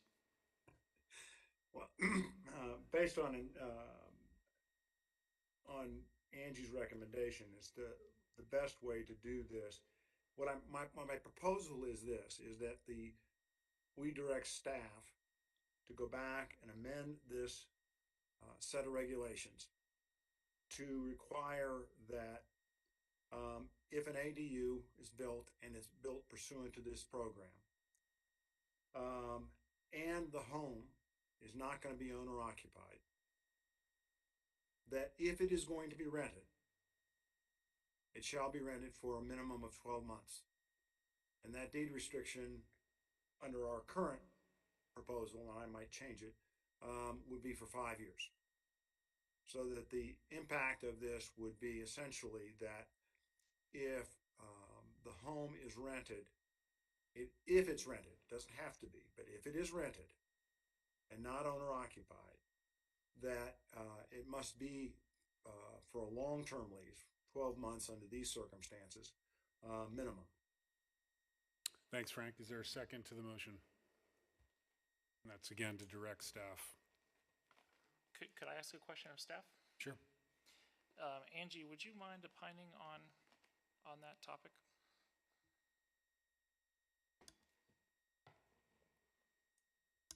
I think you're muted, Angie. Of course I am. I think, Ben, if it's part of the voluntary incentive program where you're receiving incentives for receiving an ADU, I'm fine with that. I would caution you guys if it's going to be a absolute condition of a permit, if that makes sense. Could you repeat that, Angie? You kind of broke up at the end there. Oh, sorry. No, my internet connection's not very good. I think if it's part of the voluntary program where you receive certain incentives for having an ADU as a matter of right, then that's fine. I would caution you guys, if you're going to condition it on an ADU, when it's a right by permission. Does that answer your question? Yeah, so just to summarize, you believe that this amendment would be legal should it be applied in the case of the workforce ADU, but not in the case of the standard ADU. I know we have the two paths here. Yes.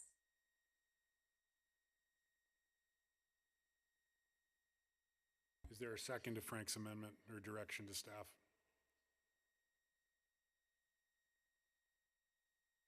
Not seeing any, the motion does fail for lack of a second. Mr. Mayor, I would make a motion Andy? that we approve ordinance number 22-07 on a second reading. Is there a second to the motion? I second it. Seconded by Giuseppe. Further discussion? I do have a comment, Mayor. And Andy, you moved, so you want to speak first to your motion, I'm fine too.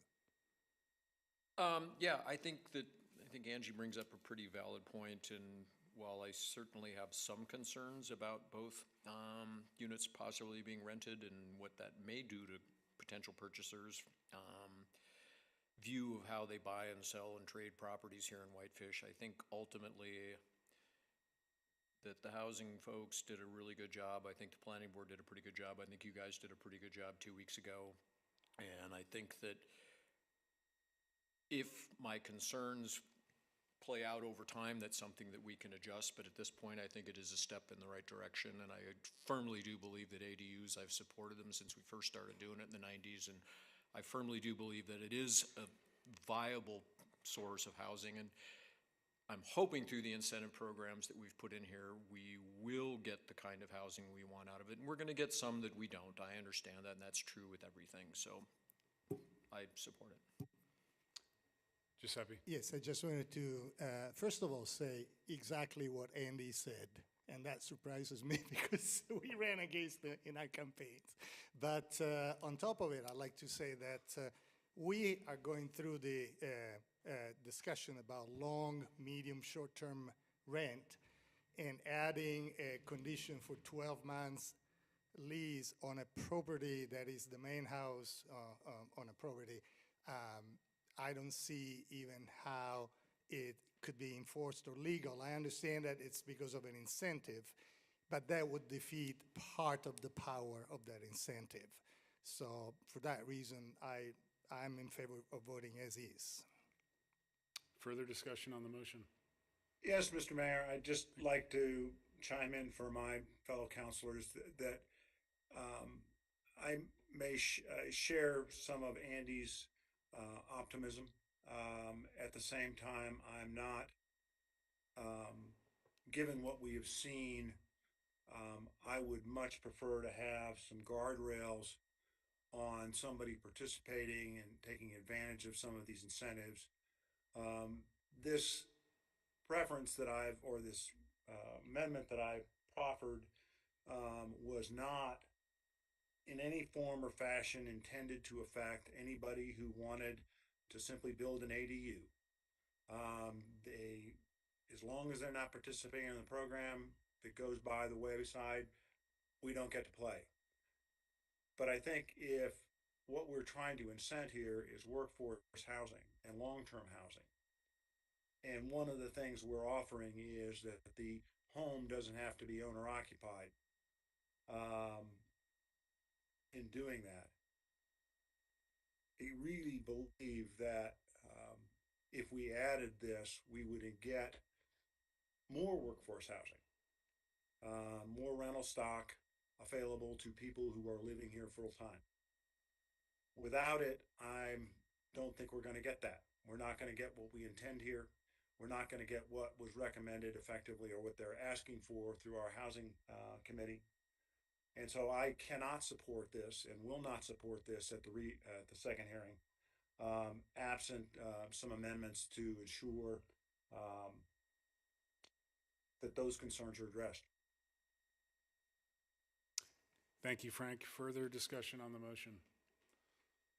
I'll just go on record to state that I agree with Frank. I think lifting the owner occupancy requirement is going to drive a lot of our traditional neighborhoods to commercial out-of-state investment properties. The number one question people ask when they contact a realtor in this town is it zoned STR. That's a matter of fact. And you saw what the county did in terms of now allowing STRs in any zoning district within Flathead County. We don't have a grip on enforcement here within the city. And in my opinion, it's just going to drive housing prices up and do the opposite of exactly what we're trying to accomplish here at the demise of our traditional neighborhoods. So do as you will with it, but those are my comments, and I feel pretty strongly about them. With that said, further discussion? All those in favor, please raise your hand. Those opposed, like sign. And the motion does carry on a 4-1 vote with Councilor Sweeney voting in opposition. We'll move on to item 8A of our agenda, which is ordinance number 22-8, an ordinance amending Title 7, Chapter 5, Grounds and Vegetation, City of Whitefish Tree Ordinance, quote, of the Whitefish City Code, and this will be on a first reading. Maria. Good evening. My staff report is on page 462 of your packet. Since the codification of the Whitefish Tree Ordinance, the Parks and Recreation Department has worked to educate the public on the value and protection of our urban forest through the development of a tree protection zone, which we refer to as our TPZ, and documents that are associated to our TPZs. Recently, the Urban Forestry Division reviewed the tree ordinance and proposed revisions that provide clarification and assist in meeting our established goals.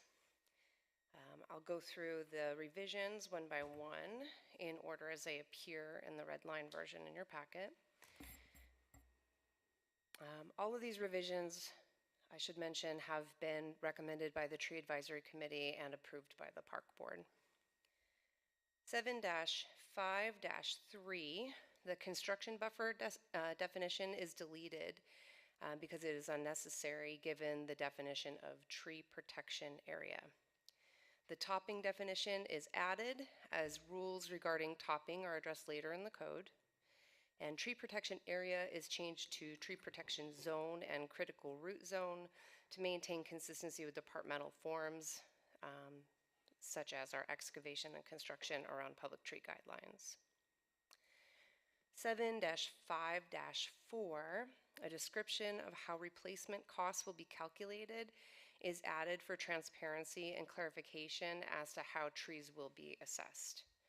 In 7-5-6B, 10-foot radius was deleted, and this is replaced with tree protection zone because the area protected should be based on the tree protection zone standards instead of providing an exact measurement of 10 feet in radius. This will account for trees of varying sizes and maintain consistency with our forms. 7-5-6C, staff added, it is unlawful as a normal practice for any person, business, city department, or any other private or public entity to top any street tree, park tree, or other tree located in a public area. Trees severely damaged by storms or other obstructions where pruning practices are impractical may be exempted from this ordinance at the determination of the Director of Parks and Recreation or designated representative. This change documents the department's internal policy and best practices of professional organizations. 7-5-9B1, International Society of Arboriculture, ISA, was changed to Council of Tree and Landscape Appraisers Guide for Plant Appraisal, as that is the reference guide in which the Urban Forestry Division refers to when determining tree values. There is no financial requirement for approval of these revisions, and I do respectfully recommend that you approve the revisions, and I can answer any questions you might have. Thanks, Maria. Any questions for Maria? Not seeing any. Can I have a motion, please? Yes, Mr. Mayor. I move to approve ordinance number 22, I assume it's 8? Correct. I'm guessing. 9. We're moving fast. 9. An ordinance amending Title 7, Chapter 5, Grounds and Vegetation of the Whitefish City Code in the first reading. Is there a second to the motion? I'll second. Seconded by Councilor Fury. Further discussion? All those in favor, please raise your hand. Those opposed, like sign, and that carries unanimously. And we will stay with Maria and move on to item 8B, consideration to award the Armory Park Master Plan Phase 3 construction contract. Thank you. This report is on page 469 of your packet. Staff has been working with RPA and Northwest Design Studio on the design and bidding of the Armory Park Master Plan Phase 3. The bid package identified a base bid as well as several additive alternates to maximize bidding flexibility. Invitations to bid were advertised in the Daily Interlake March 20th, 27th, and April 3rd, 10th, and 17th. Bids were open April 26th at 11:30 a.m. in the City Council conference room. We received 4 bids. 3 bids were accepted because 1 was rejected due to not having the signature page included with the bid. The bid range was 33.3% to 122.5% higher than the engineer's estimate. The base bid totals are shown in my staff report, as well as the bid tabs, and the apparent low bidder was AGC Incorporated with a low bid of $597,247. In addition to the base bid, pricing was received on the 10 additive alternates. AGC Incorporated provided the following totals. I can go through those if you like.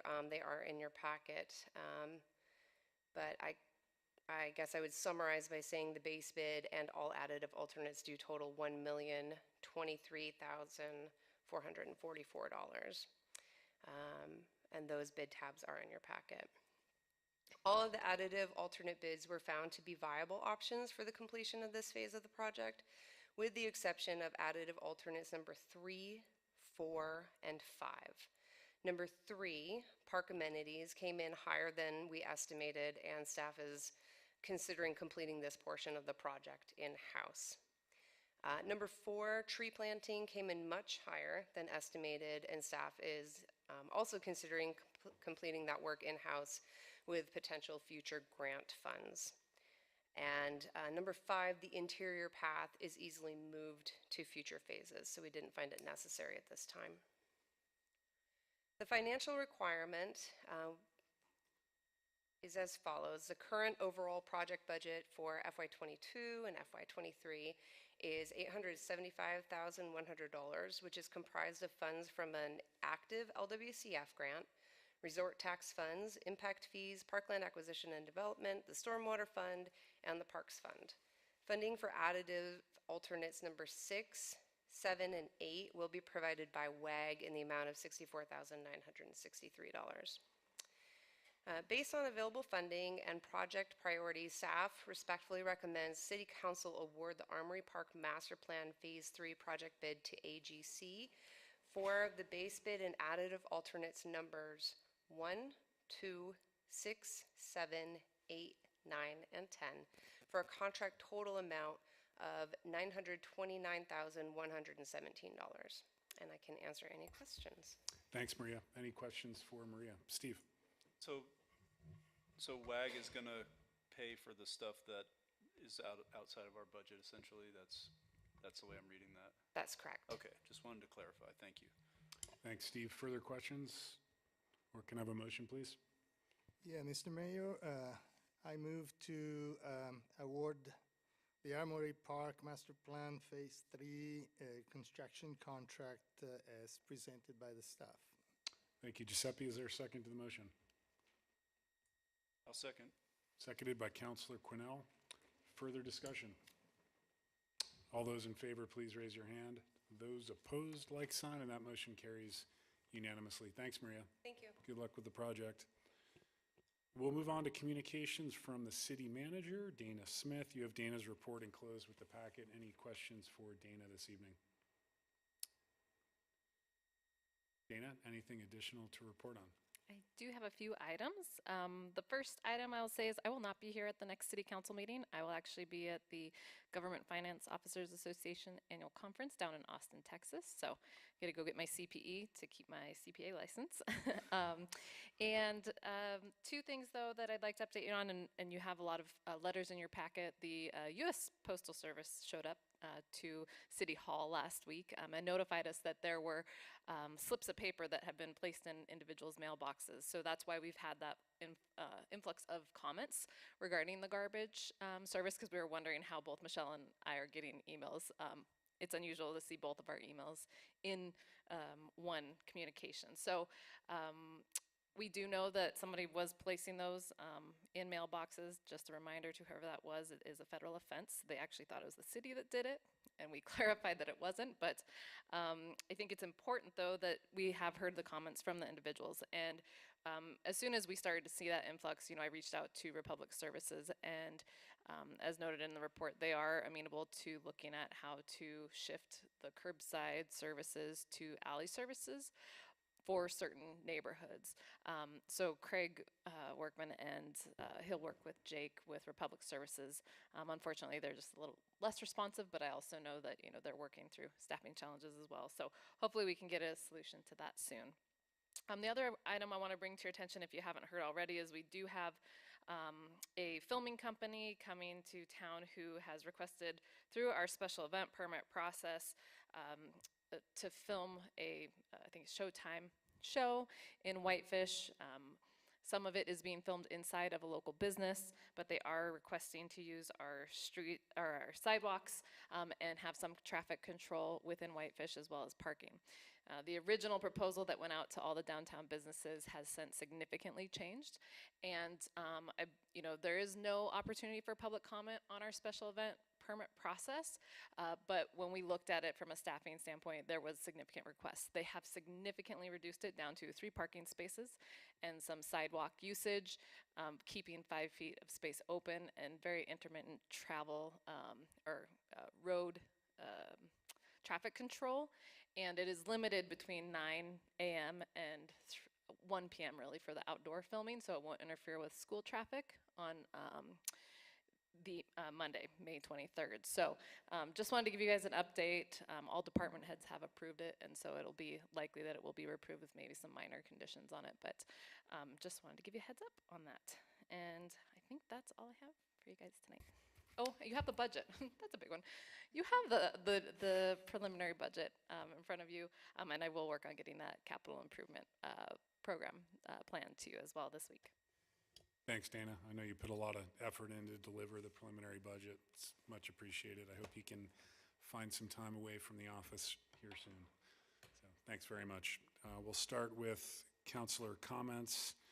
I believe we've all read the letters from the citizens concerned with animal-resistant containers. Any additional comments on that beyond what Dana just shared with us? I just want to clarify that we are going to work out a solution for alley pickup. Is that correct? That's what Or we are. that's the discussion? That is, they said they are willing to look into how they can make it work. I don't know if that means that it will work for all of them.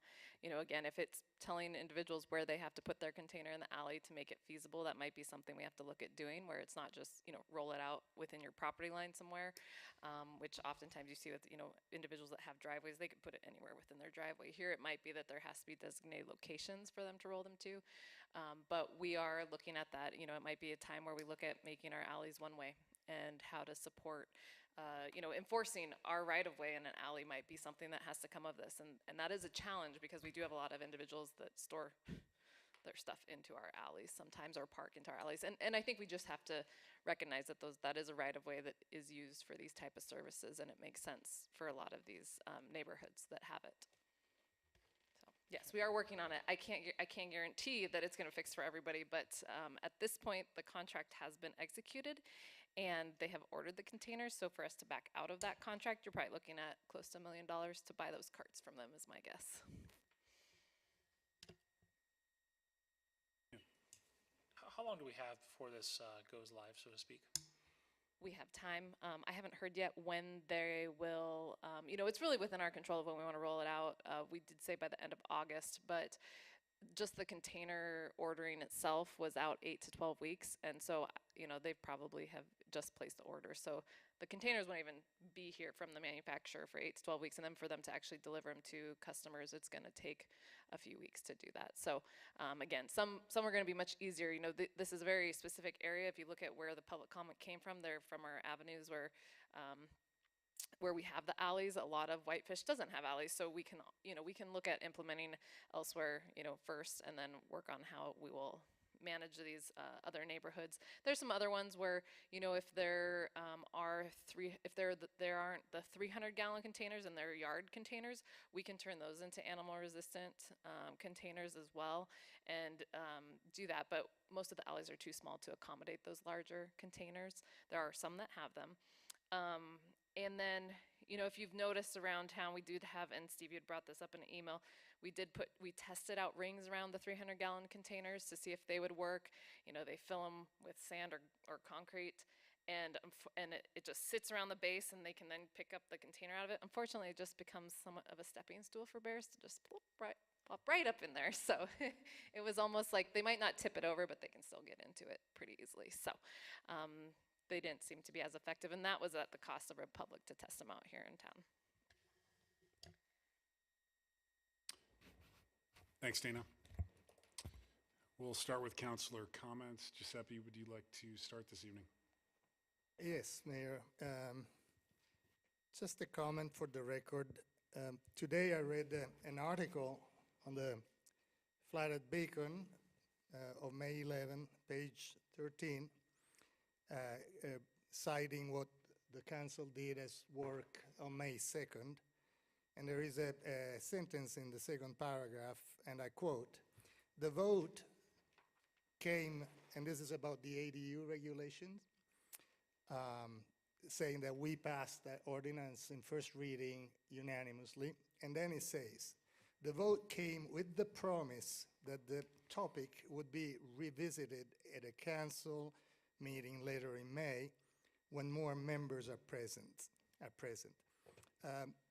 Given that the rules are the rules, and we all know there is a second reading and there is an option to pull out of the consent agenda, I like to put on the record that this council serves voluntarily, elected, and abiding to an oath of office. I, for one of the members, would like to be stated in the record that my motion and vote on 5-2 was made with no promises attached. Thank you. Thanks, Giuseppe. Steve? I just want to echo, I read through what the White House put out today about not ADUs specifically, but infrastructure and how it ties to housing, which is kind of an interesting thing. And one of the initiatives is to reward jurisdictions that have reformed zoning and land use policies. That is called out specifically in the White House statement today. So that's something we have done here tonight, and hopefully there will be access to money that can help us with whatever it is, whether it's reimbursing impact fees or whatever it is, those kind of things. I just want to make sure that we're on target and looking at those things, which I'm sure you are. I know you guys know how to find money much better than I do. And that's all I have, other than it is the month of May, which is the trail month, and if you have Strava, get out there, join the Whitefish Trail Challenge, and every mile that you do on the trail earns $1 for the legacy partners, and they're trying to make $25,000 again this year. Thanks, Steve. Ben? A couple brief comments. I will start with the garbage containers. I will say that I don't know that I fully appreciated how difficult that might be for certain citizens, and I want to thank the public for bringing that back to our attention. I hope, at least from my perspective anyway, I hope it could be conveyed to Republic Services that this is an item of significant concern, and I would sincerely hope that they can work with us expediently to find a solution for those affected residents that is workable. I know I don't live in an alley myself, so I didn't think this would be that big of a deal, but I can understand that if there's an elderly person trying to carry their trash can all the way around the block or something in the middle of the winter, that sounds like a problem that just isn't going to work that well. So I would hope it can be conveyed to them that we would very much like to see a resolution to this if possible. My second comment is with respect to discussion about the viaduct that we had at the work session. I wanted to say that I very much agreed with your comments, Andy, about the need to have a complete plan, if possible, with the viaduct. I do see this, I do agree with some of the comments made about the fact that this is a very important improvement, I think, for the community.